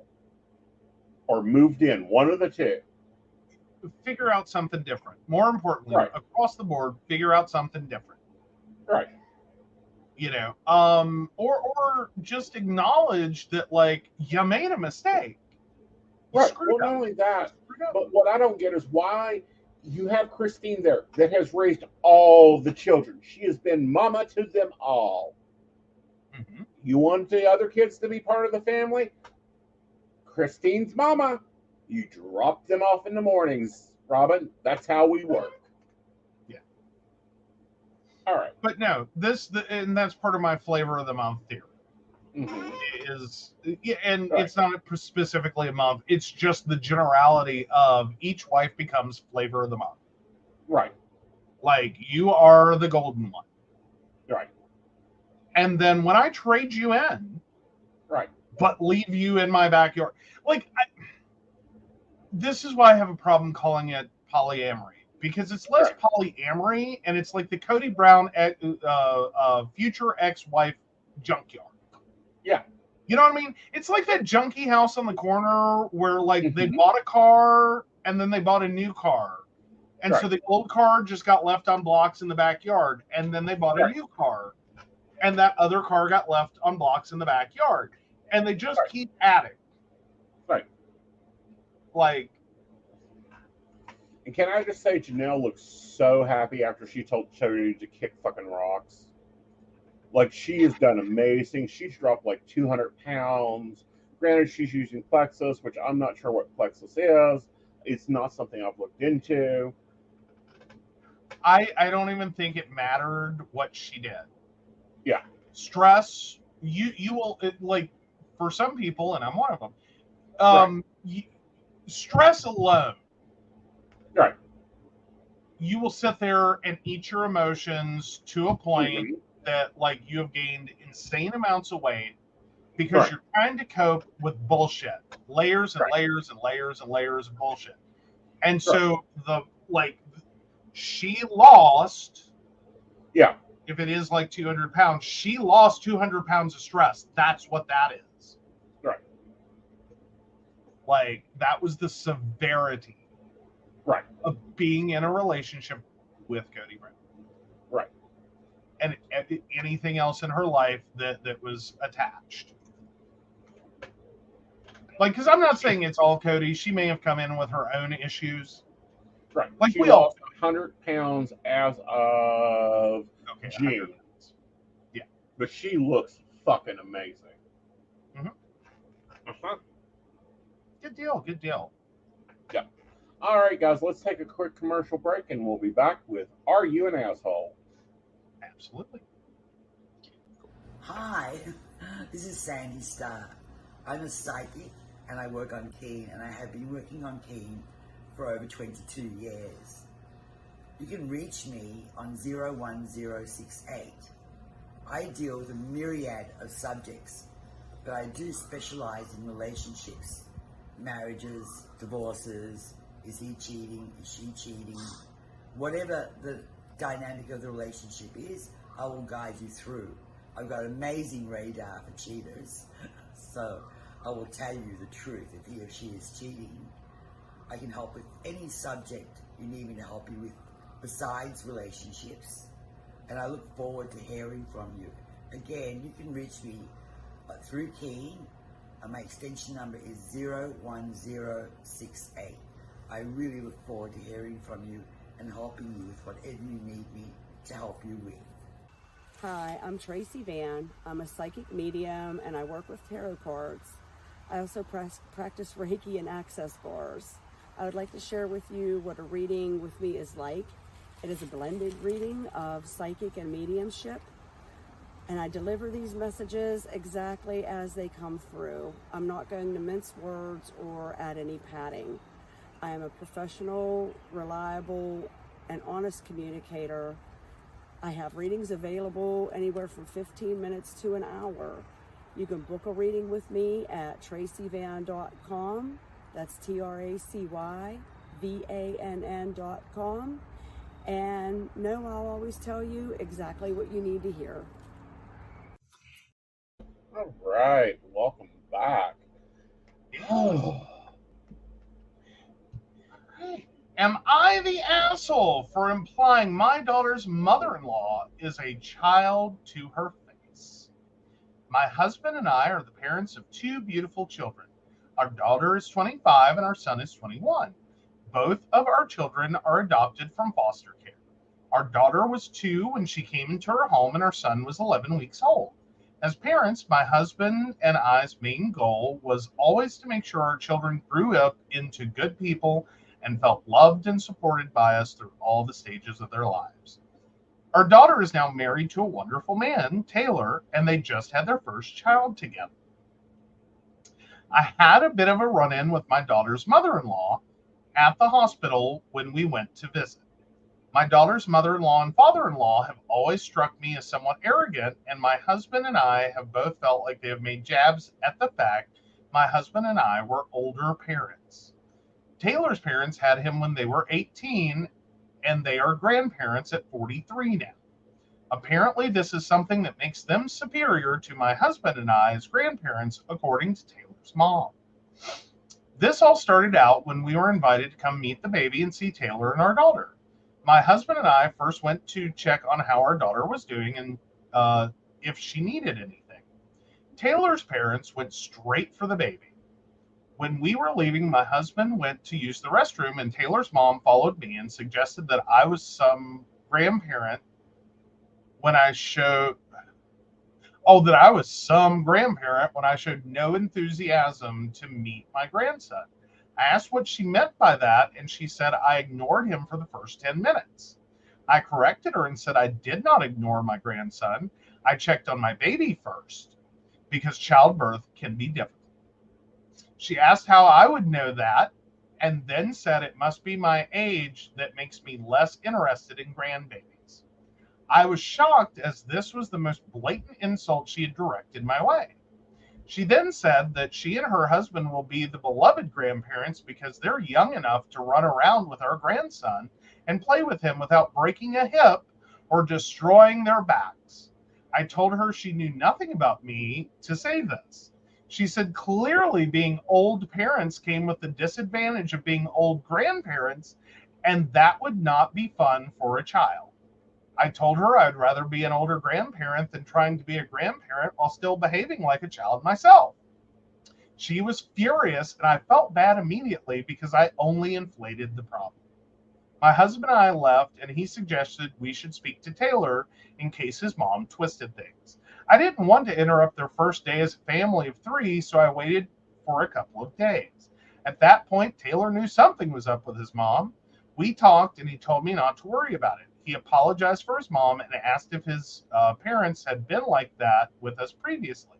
His mother, however, has said I declared a grandparent war and that I'm clearly looking down my nose at her for being a teenage mother. Am I the asshole? No. See, when she hit the turf Uh-huh. of damn, I no, you're not the asshole. I think you handled that with about as much diplomacy as one could muster. Right. And I have to say, like, I grew up with older parents. Mm-hmm. Like, and like, I wasn't adopted. I just, I showed up late. So mom was well past 18 when she had me. She was actually older than the mother-in-law in this story, because mom was 45 when she had me. Right. So you think that makes a young grandparent? Tell me what you think of that as a parent. Yeah. You know what I mean? And I won't say that it did, like, my situation obviously did not turn out well, but mom, I will admit, or will admit makes it sound like I'm confessing something horrible. I will say mom went through a lot of crap in terms of everyone thought this was my grandmother, not my mother. Because every event she went to, she was the oldest parent there, or pretty close to it. Like, her and another mother went back and forth on, like, you know what I mean? Like, they both had kids about the same time, and same phase of their life. So yeah. Now, but mom was also a grandparent at the same time. Right. You know what I mean? Like, she's sitting here with, you know, me. Right. And, like, I have nephews and nieces that are older than me. And, you know, some that are, like, just a little bit younger than me. Right. So mom was doing both. Older parent, older, and but the more typical, like, 40-something grandparent. Right. All right, what are you Because doing? wasn't your nephew's younger than you are? Well, yeah. Oh, there's lovely stories about that. Yeah. Quick version. One of my so a nephew and I are 3 months apart, and it's just enough of an age difference that he started school the year after I did. There's a lovely fun story about he kept referring to me as Uncle Joe, and our teachers freaked out. Right. They thought something weird was going on, only to find out from our mothers when they tried to call and make this stop that, oh no, that's a literal relationship. Right. Like, dude's not being weird. Right. Dudes are not being weird. This is welcome to the Twilight Zone. This is what happened. Right. Like, you know, basically one of those moments of, like, hi, let me explain this as best I can. Right. You know, I was 20, like, I'm trying to remember. I think my sister was like 26, 27. Like, I was 26, 27, whatever the age is. I had a child. Meanwhile, unbeknownst to everyone, my 45-year-old mother became pregnant after her tubal ligation failed. Right. 13 years after she had it. So my mother went into labor 3 months before I went into labor. Right. And because of the way the school calendar works out and what the cutoff dates for birthdays are, yes, you have a uncle, my brother, who is in first grade, Right. and you have his nephew, my Right. child, in kindergarten. Right. Like, have fun with that, enjoy that. That is his uncle. There Right. is no weirdness. Right. Other than the fact that this ever happened is like a lightning strike. Yeah. I just imagine the conversation had to be fun as they're trying to be like, listen, here's what happened. Right. But it's also, you know, older grandparents, you know, oh my grandma. Well, and then this is probably a good one for West Virginia because you have a lot of grandparents that end up being de facto parents here. Mm-hmm.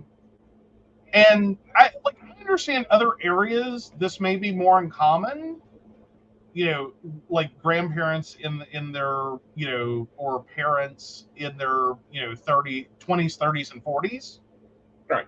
30s and 40s more importantly. But we turn around in Right. West Virginia and unfortunately have had a decades-long struggle with substance abuse. That has made de facto parents out of people who either are grandparents or are grandparent age. Right. I'm not going to say there aren't occasionally trade-offs depending upon how much of an age difference we're talking about. Mm-hmm. Like, if you're talking older parents and you're like 50 and having your first grandchild versus 43 and having your first grandchild, or Right. you're talking 55, that's still Right. that's reasonable.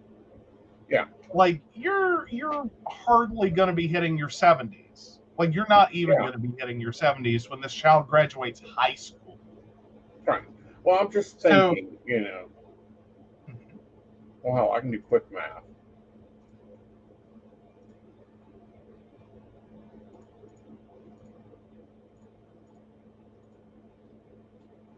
You know, Grandma 1 was 42, and Grandma 2, it was 62. So I had both worlds. 62 was fucking on my case. Like, she had a grandson, that's all she cared about. Oh, yeah, she was all over. Yeah. Like, I got this.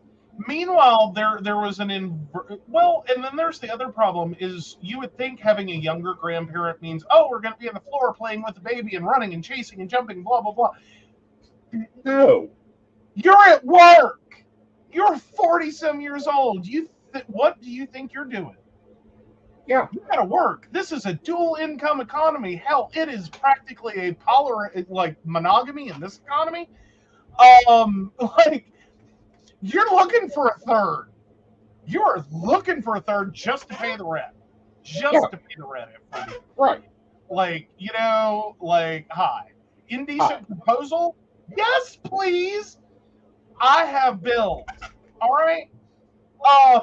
Because I'm 41. Yeah. Like, I understand you're 43-year-old. Like, I just became a grandma. That's like, cute.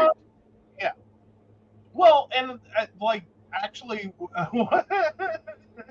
I know someone who did late 30s become a grandmother. Right. And there's an slightly older husband involved with as in he had a child from a previous relationship. Right. That they adopted or finalized, like, biomom lost rights, basically, is the situation. So she became a grandmother in her late 30s. Right. So it was literally like as if she had been 18 and had a child, and exactly 18 years later became a grandmother. Right. Like 36, she was grandma. Right. I'll tell you right now, her personally, her health, Right. like, was not average for a 36-year-old. Right. So even though she became a grandmother earlier, and Right. you'd expect that, wow, you're going to be a really, like, yeah, grandma, Right. because you're going to have all this energy and be able to run and chase the kid, because you're basically Right. young enough to still be having like a newborn pop out of you. Granted, there's some medical reasons why that couldn't happen, but you're young enough you could still like recreate the situation that I had, Right. which is mom's having a baby, my sister's having a baby. We almost could have waved at each other from like the bassinets in the hospital. Right. Like it was close. Yeah. Like they tried to put your sister in the wheelchair. Well, yeah, that actually happened. Mom went into labor. Mom, like, here's the thing, though. You got to understand. Mom was locked in on, I have 4 children. I am not having any more. Right. Tie my tubes. Right. And so that occurred, and Mom was locked in, laser precision on, I will never have another child. I cannot have another child. It is impossible for me to have another child. It will not happen, cannot happen. Like, so Mom got pregnant, and nowhere in her brain did anything that was going on indicate to her, who had 4 children and had been through this 4 times, Right. I think I'm pregnant. Right. Mom thought she was going through menopause, because that was the only logical thing that could occur to her. Right. So she went to the doctor basically to get diagnosed and put on hormones. Right. Because apparently her menopause was not starting well. Right. Because she was, like moody, like severely moody. And, eating all the, like dieting, but gaining weight, like craving food all the time. And then, again, because Mom had her tubes tied, like I will safely say there were moments, like I think Mom found out she was pregnant, and then after she went through the initial like shock, right, I think Mom almost had a breakdown. Right. Like it might have been touch and go for a little bit, and some of that may have been pregnancy hormones that were piling on that. Right. Because you got to remember, this was early 80s, and we were just finding out and starting to understand that, like, smoking during pregnancy is a really bad idea. Alcohol during pregnancy is a really bad idea. Don't do this, don't do that, don't eat this, don't eat that. And, like, God knows, that was probably, like, half of the things Mom ate. So, and no, like, because Mom was 5 months pregnant with me before she found out, I think, or something like that. It was like 5 months. Right. Had no clue. So Mom shows up to, like, goes into labor with me. She's barely noticeable. Right. Like, she basically looked, and this is going to be rude, and please forgive me a little. She basically looked like a middle-aged woman going through middle-aged spread, and had put on some weight, maybe drank too much, probably ought to not have that 3rd slice of cheesecake. Like, that was where Mom was with the pregnancy. Right. In labor. Right. And then, heaven help my sister, she was clearly pregnant. Like, there was no question, was my sister pregnant? She was only about, she was 3 months away from her due date. Right. So, and again, Mom's in her mid-40s. they put my sister in the wheelchair and started off down the hall and left mom standing there in active delivery. Right. Yeah. Poor mom. Anyhow. So yeah. So go, the poll is up. You can vote on aesonknight.com. Aeson Knight's YouTube page on whether or not you think that new grandma's the asshole for checking on her child first before checking the grandbaby. Well, actually, I think that Emma the asshole is technically for implying that the mother-in-law was a child themselves. Right. Yeah. Yeah. I don't think she is. I'm like not the asshole. That's where I'm at. Right. To her face. Oh yeah, I think she deserved it. Like she bought into it. Yeah. Like mama-in-law dug her grave. Exactly. All right. So let's hop over to Poly Advice. And you've got some stuff to say about this one too. Alrighty. What are things you would discuss and make clear before moving in with a partner and meta? There's a plan for me to move in with my partner and meta around December-ish. I've met my meta and we've even hung out one-on-one before to get coffee. We never got super close, but I can definitely see us getting along and at least being casual friends. We have a lot in common. All of us kind of struggle with cleaning, but I seem to be the best at it. My partner will do the cooking. How do we split bills and rent costs then? How should we discuss alone time or date nights? What are important things to bring up and figure out beforehand? My partner and Meta have been living together for several years at this point because they've known each other since high school, whereas I met my partner after. They seem to already kind of have a flow of living together. It's a 3-bedroom house, so we'll each have our own bedroom, but I can still sleep with my partner because we both love cuddling while my Meta doesn't. I really want things to go well for us. Oh, my sweet summer child. Mm-hmm.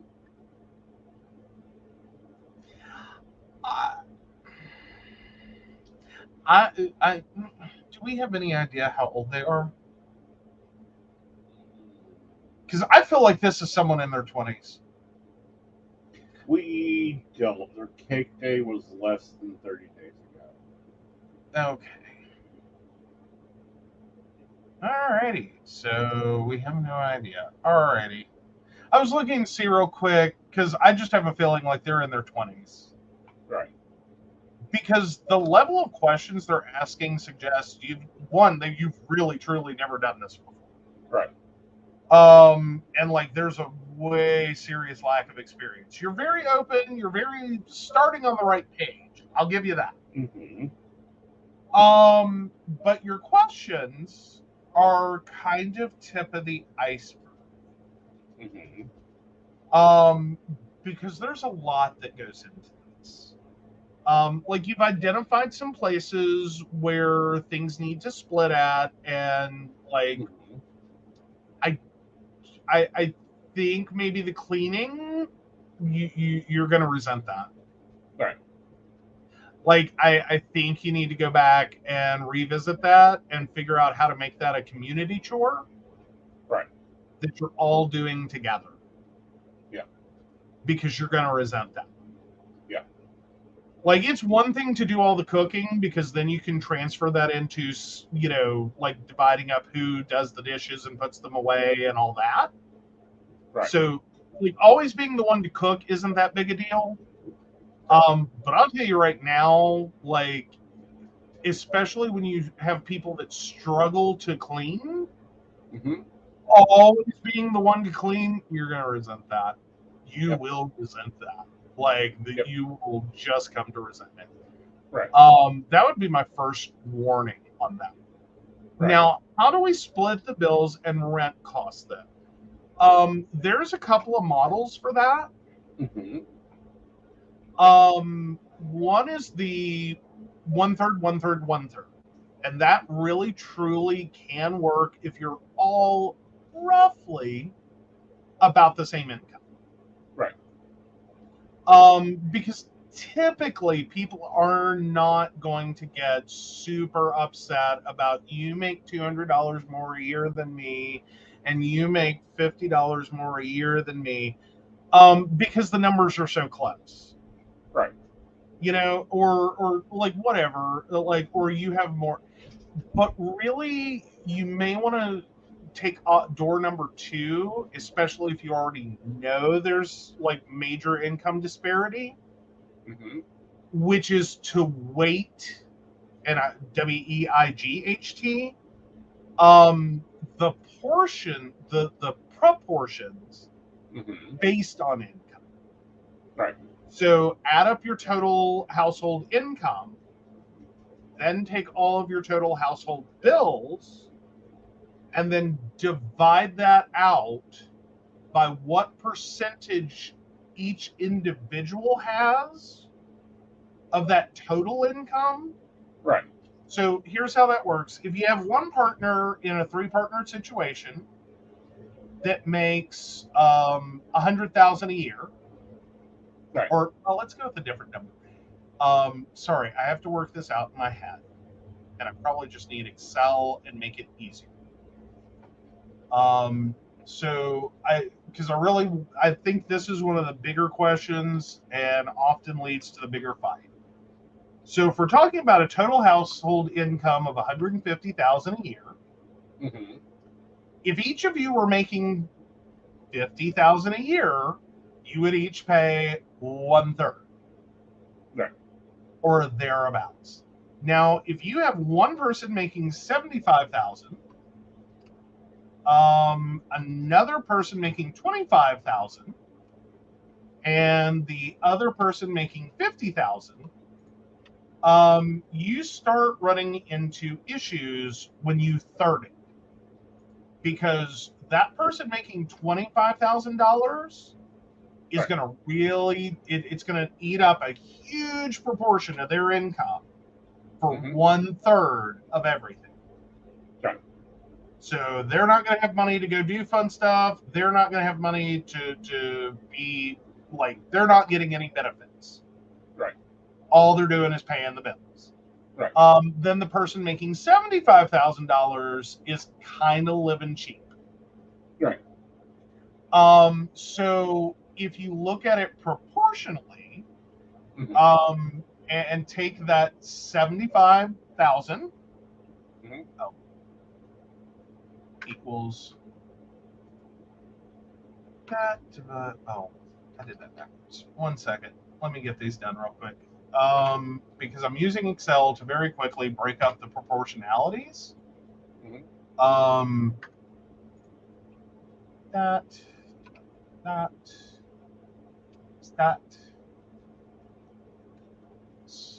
This, that. All right, so if we break that down, that $150,000 total household income, if one person is making $75,000, one person is making $25,000, and one person is making $50,000, your percentages would be 50% to the person that's making $75,000 a year. Right.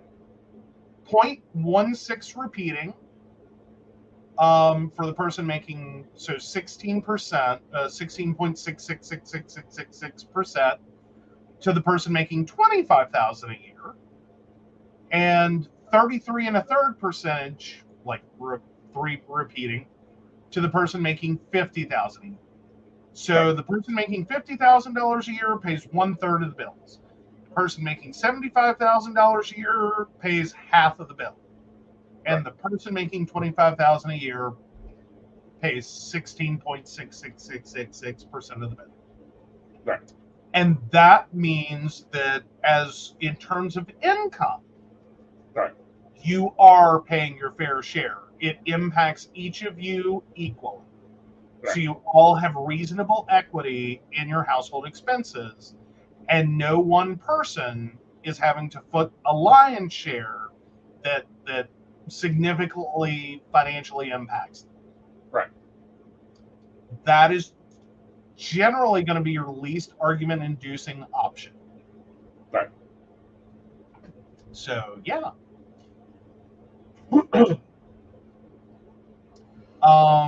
And then, so work out the math, figure out what that means in terms of the bills, and go on with that. Yay for the 3-bedroom house for 3 partners, or for 3 people in this relationship, 1 for each. And yeah, just be careful with that always sleeping with your partner because you both love cuddling. Yeah. Because even though your other partner doesn't want to, or the other partner, your meta doesn't want to do that with your partner, doesn't mean you can't also inadvertently create some animosity there. Right. Because it can, like, weirden, I don't know, there's a good word for this. It can make things weird. Let's just go with that. And then as for the rest, I think you really have to still remember to keep planning your time. Right. Like, if you don't have Google Calendar set up yet, you really need to set up Google Calendar. Right. I think as you're moving in, you also need to focus on respecting routines that they already have. Mm-hmm. And conversely, they need to look at, will these routines continue to work with a new person in the house? Right. And that can cover everything from, like, when people take showers, like what they need in the mornings. Like, any couple relationship and any relationship in general creates patterns that work for them. Mm-hmm. It can sometimes become a problem when you add someone that it can actually just shatter all of that. And that can be destabilizing both for the person coming in and for the people that were already physically present. Right. And that can create a lot of arguing. So you need to be really aware of, like, they need to be really aware of what they were already doing in a 2-person household. And you need to be voicing yourself and keeping track of things that aren't working for you. And you're going to have to sit down and work those out. And, like, okay, how do we make this all synchronize? Right. And then if there are future partners, you're going to have to do it again and keep doing it. Right. And keep, communicating and communicating and communicating. Mm-hmm. And it is perfectly okay to say that, I asked for this thing, but that didn't actually turn into the thing I wanted it to be. Right. It's not helping me.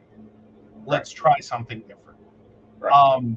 Because I've also seen that happen is people will ask for, so to speak, an accommodation. Because it is what it is. It's an accommodation.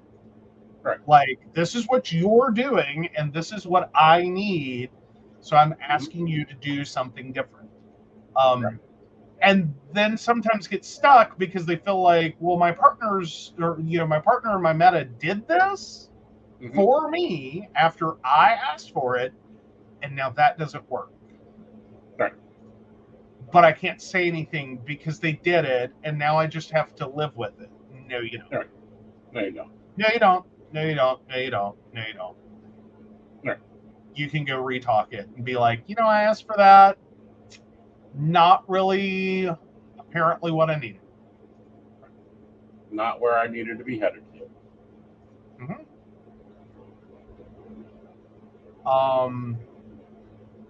I think probably the biggest thing would be careful with agreements in this situation. And kind of wait till you iron things out from living together if you're gonna go into, like, any kind of agreement situations. Right. Like, just. And I also recommend stayovers. Okay. Yeah.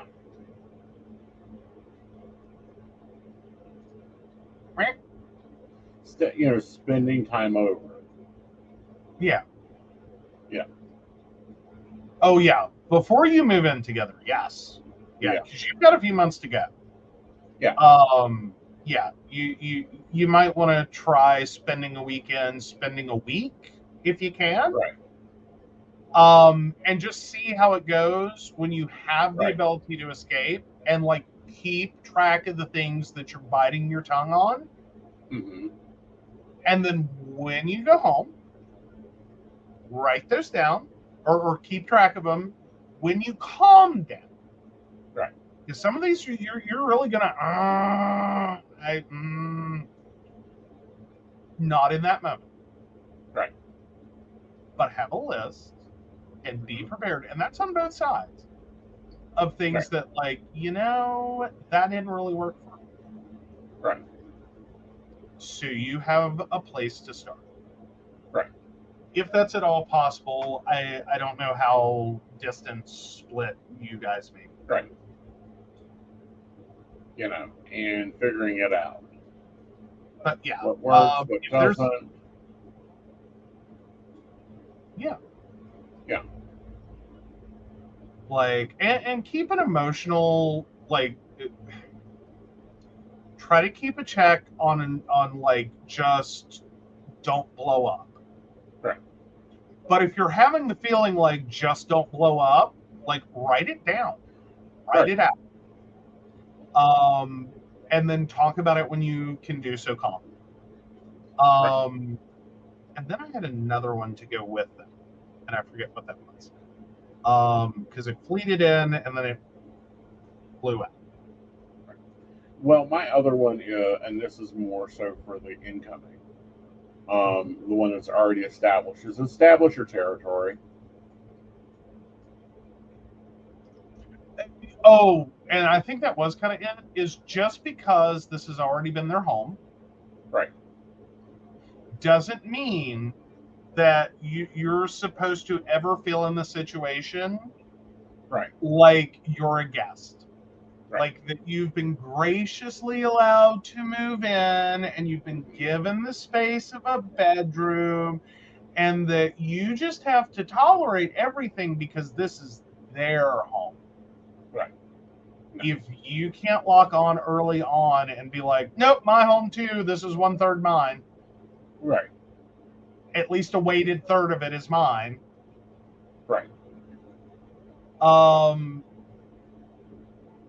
Then you're going to have problems. Right. And it's ultimately all going to stem back to, this isn't my home. Yeah. And you're going to have anxiety because this isn't your home. You're an extended stay guest that just doesn't leave. Right. And that's going to be on both sides. Right. And it needs to also be like everywhere.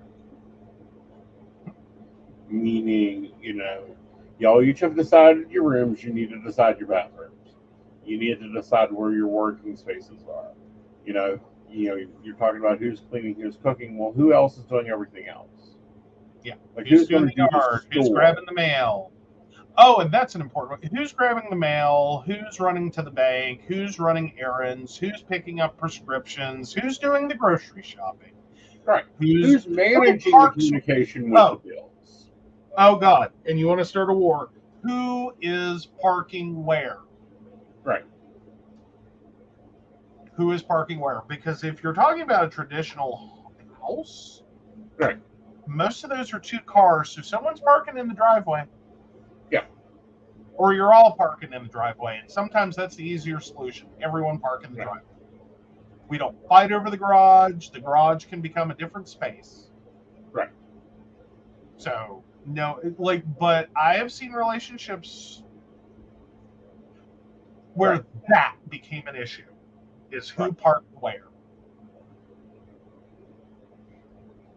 Yeah. And it sounds so silly and stupid, but you will not believe the amount of animosity.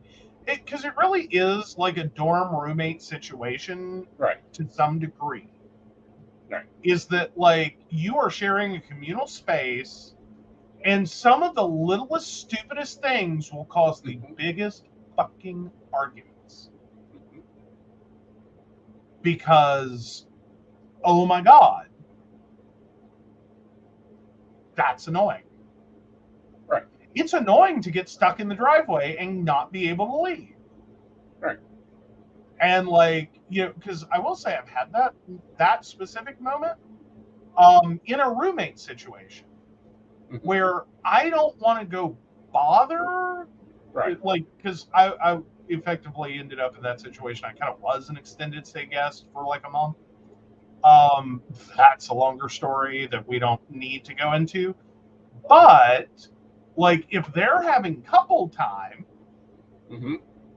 and I want to go out, and you know, I'm at the top of the driveway and one of them pulled in behind me, Right. I'm trapped.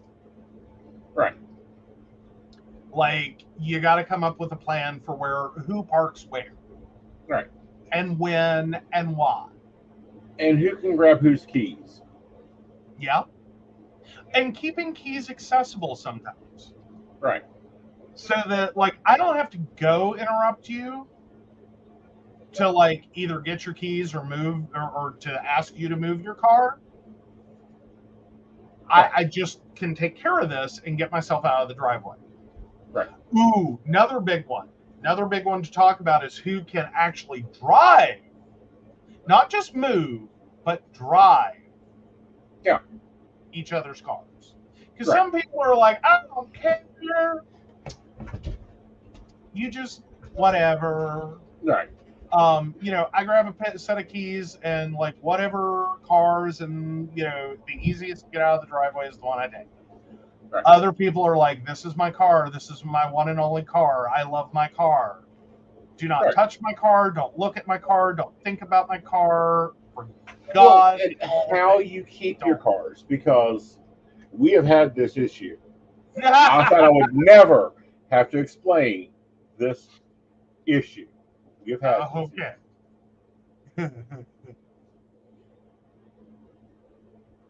you know, and it's like, will you please reset my seat when you get out of the car? Now, keep in mind, we're not talking about the driver's seat. No. We're Driver's talking seat's about the fine. passenger seat. Yeah. I don't move the driver's seat. I leave it, because every time I move it, it goes back to somewhere less comfortable than before. So I've just accepted the driver's seat is where the driver's seat is, and I deal with it. Yes. Because we as drivers are not that different. Right. Physically. I mean, we have physical differences, but in terms of like adjusting a driver's seat, we're not that far off. Right. Like, it's not like my knees are touching my ears, and like I don't know how to reach around behind my butt to touch the steering wheel. Like, it's not that bad. Right. It's not like I'm like 6'5" and he is 5'2". Right. Like, we're pretty similar Right. in that regard. It becomes a much bigger problem, however, if you and your partner and your meta are significantly physically different. Like, my biggest problem is you like the steering wheel all the way down. Mm-hmm. I like the steering wheel all the way up. Right. That's our biggest difference. But that's fine. We can do that. And it's not that big of a, like, no one gets mad. Right. Now, the passenger seat and what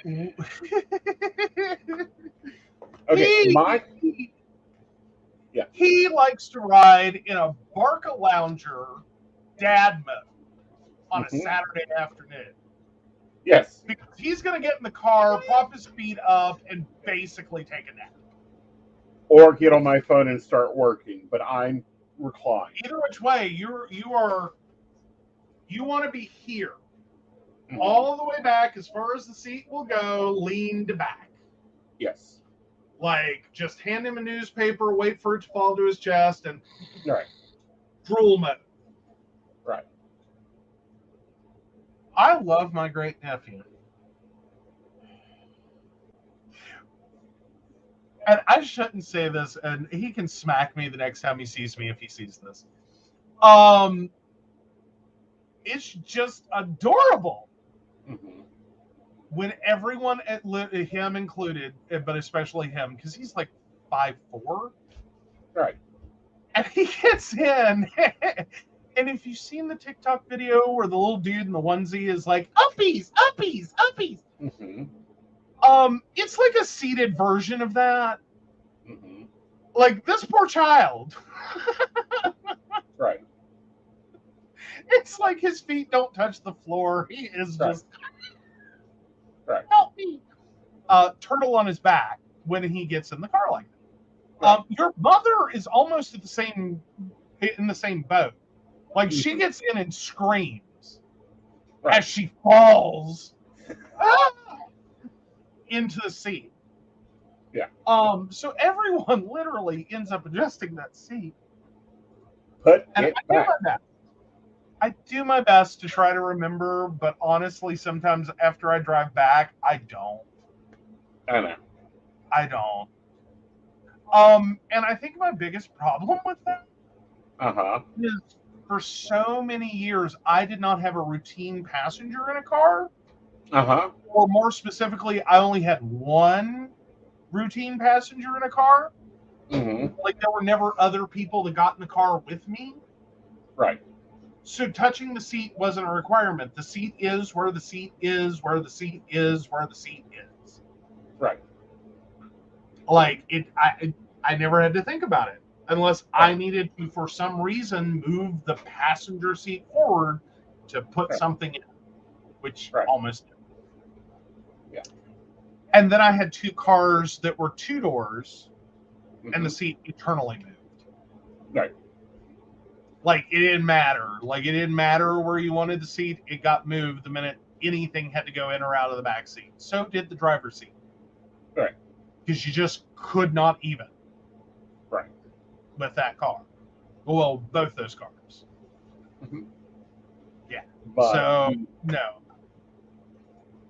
you know. It can be an adjustment. Yeah. And, you know, how we keep our cars are totally different. I am a car minimalist. Did it come bolted on from the factory? Uh-huh. And this is the car. I may be in it for a week. I need to have all my supplies with me. This car brought to you in part by Walmart. Like he basically could have a dry goods store. Is his definition of perfectly drivable vehicle.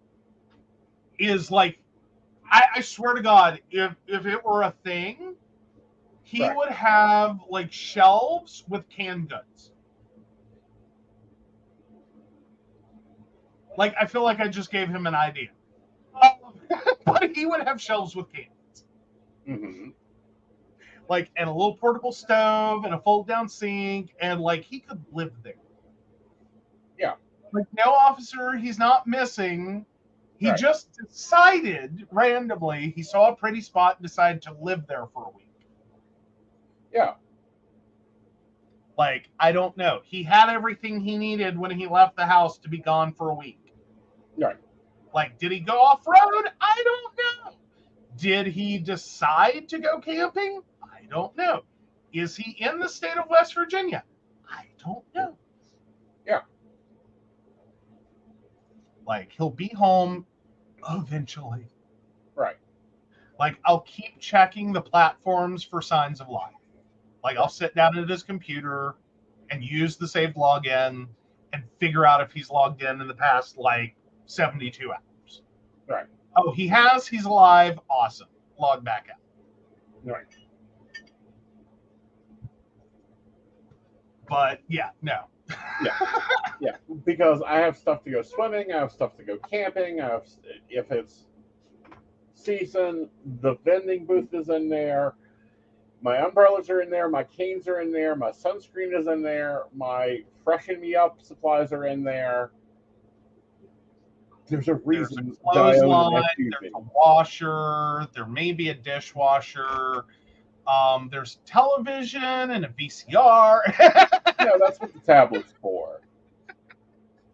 But you put everything in the car. And it's not that I don't understand it. I do. I'm just like, okay. Yeah. because my thought always was, and has been since first vehicle, it did not help. My father was was it bolted on from the factory? No, doesn't live there. Take it with you when you leave. Right. Was his car theory. Right. So that's how I grew up. That's what I dealt with. That's what I lived with. And he built in stuff on vehicles, let me point out. So everything had to have a home and a frame, and then you couldn't see it. Right. What's his thing? Like, he created a custom toolkit for our Ford Bronco Right. that would sit under the carpet. Ooh, that would be nice. Yeah, it was cool.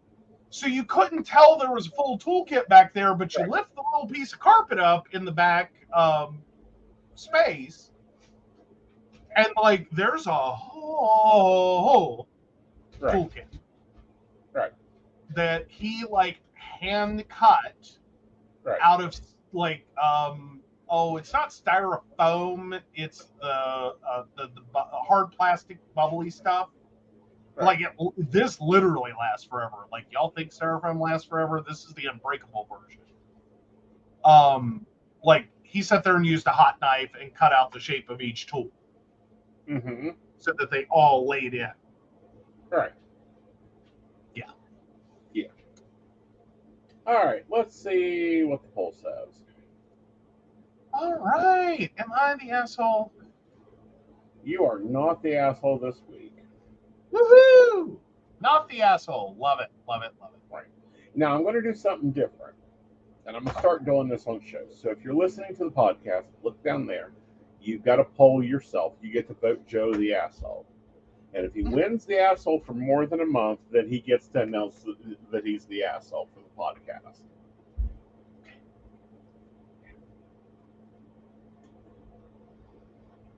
I don't think I like this game. It's fun. All right, honey. Let's go ahead and roll that beautiful, beautiful Patreon. Awesome. So, of course, we want to thank Beverly Walker, Mika G, Kathy, Mary Winfield, Brenda, Shannon C, Shannon D, Lady Gwendolyn, Charles Shaw, Tracy Van, Caitlin Bell, and Devin. If you'd like to learn more about us, the show, or how you too can become a Patreon sponsor and receive all the wonderful benefits our baristas receive, please visit us at pcsbnetwork.com. All right, guys, we will see you on Sunday for Psyche of the Plans at 8 p.m. And with that all, good night. Good night.